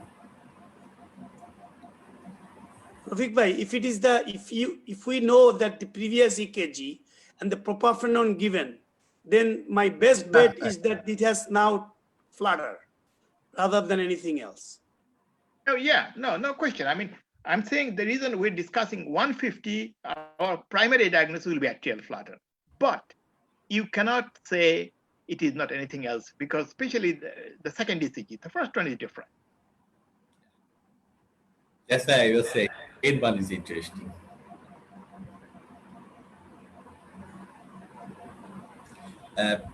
Firoz, can you just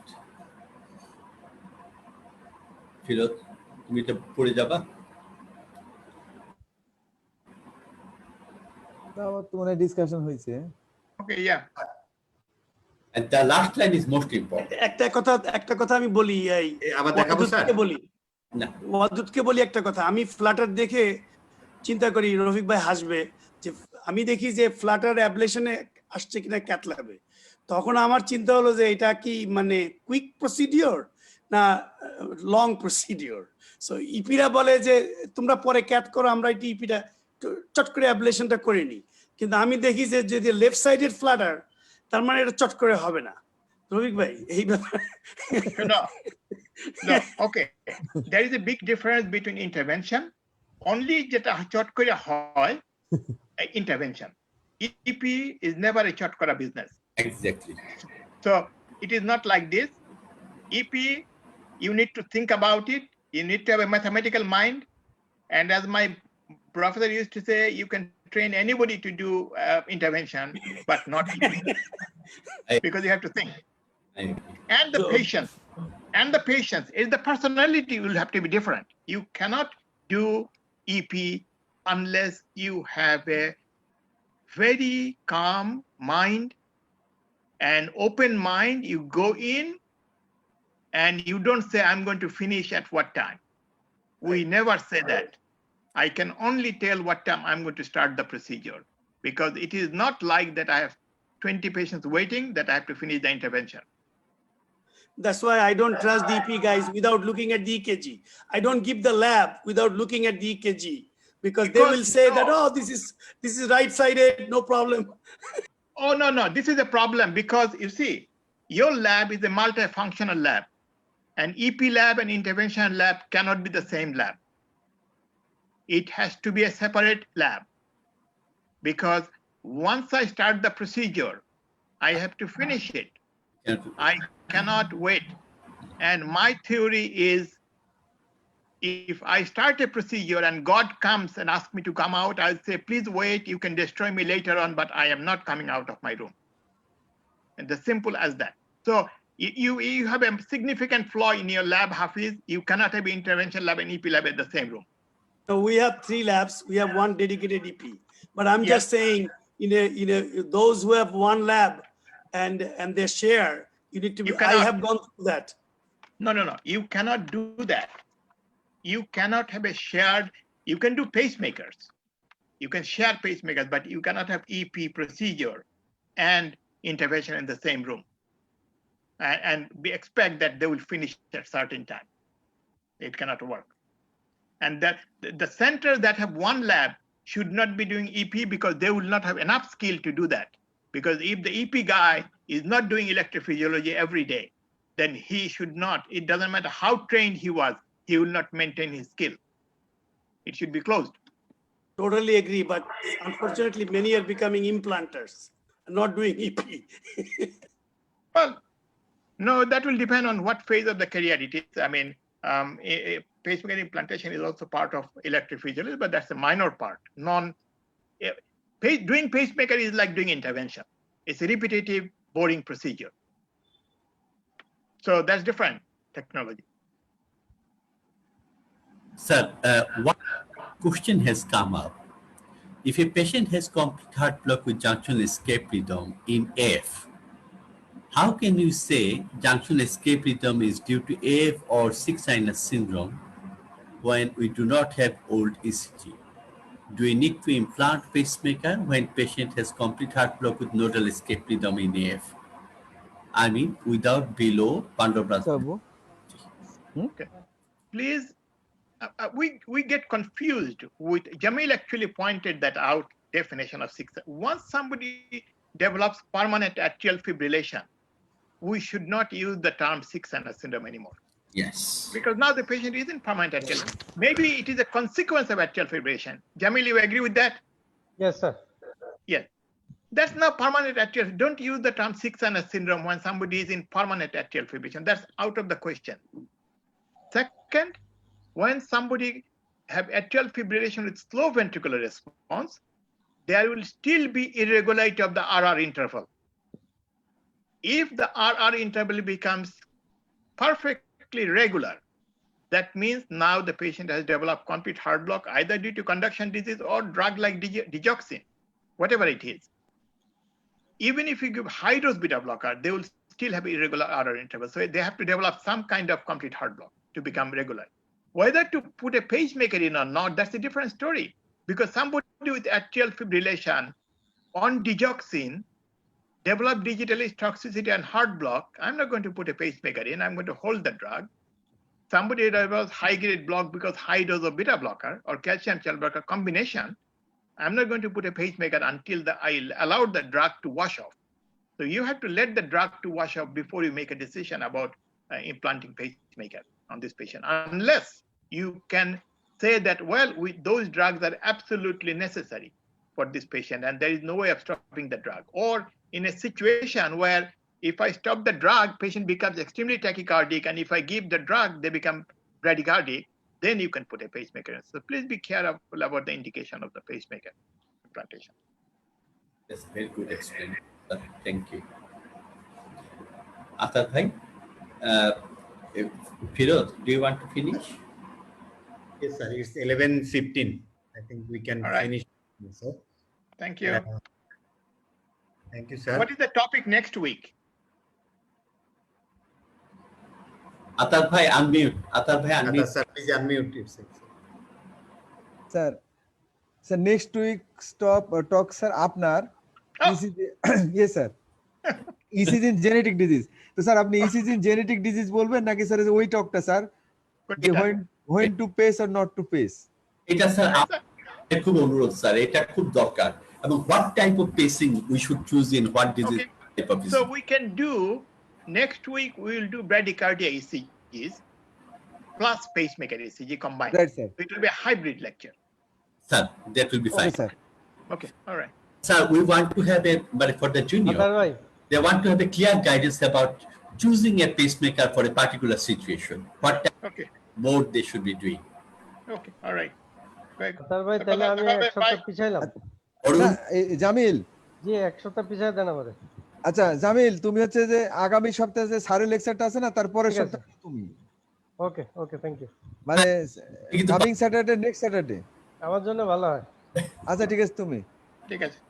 Okay, bye. You think about some a topic and you choose what you want to talk about. We want to have a very good lecture from you. Yeah. Arun, how are you doing? Already given fine, sir. I have some internet problems, so I'm not joining Good. All right. Take care. Good night. দেখা হবে আবার কথা হবে। So anyway, I'm Joy. Okay. All right. Bye. Govinda কত দেখা হবে। Bye. Welcome অরুণ। Sir আসসালামু আলাইকুম সবাইকে।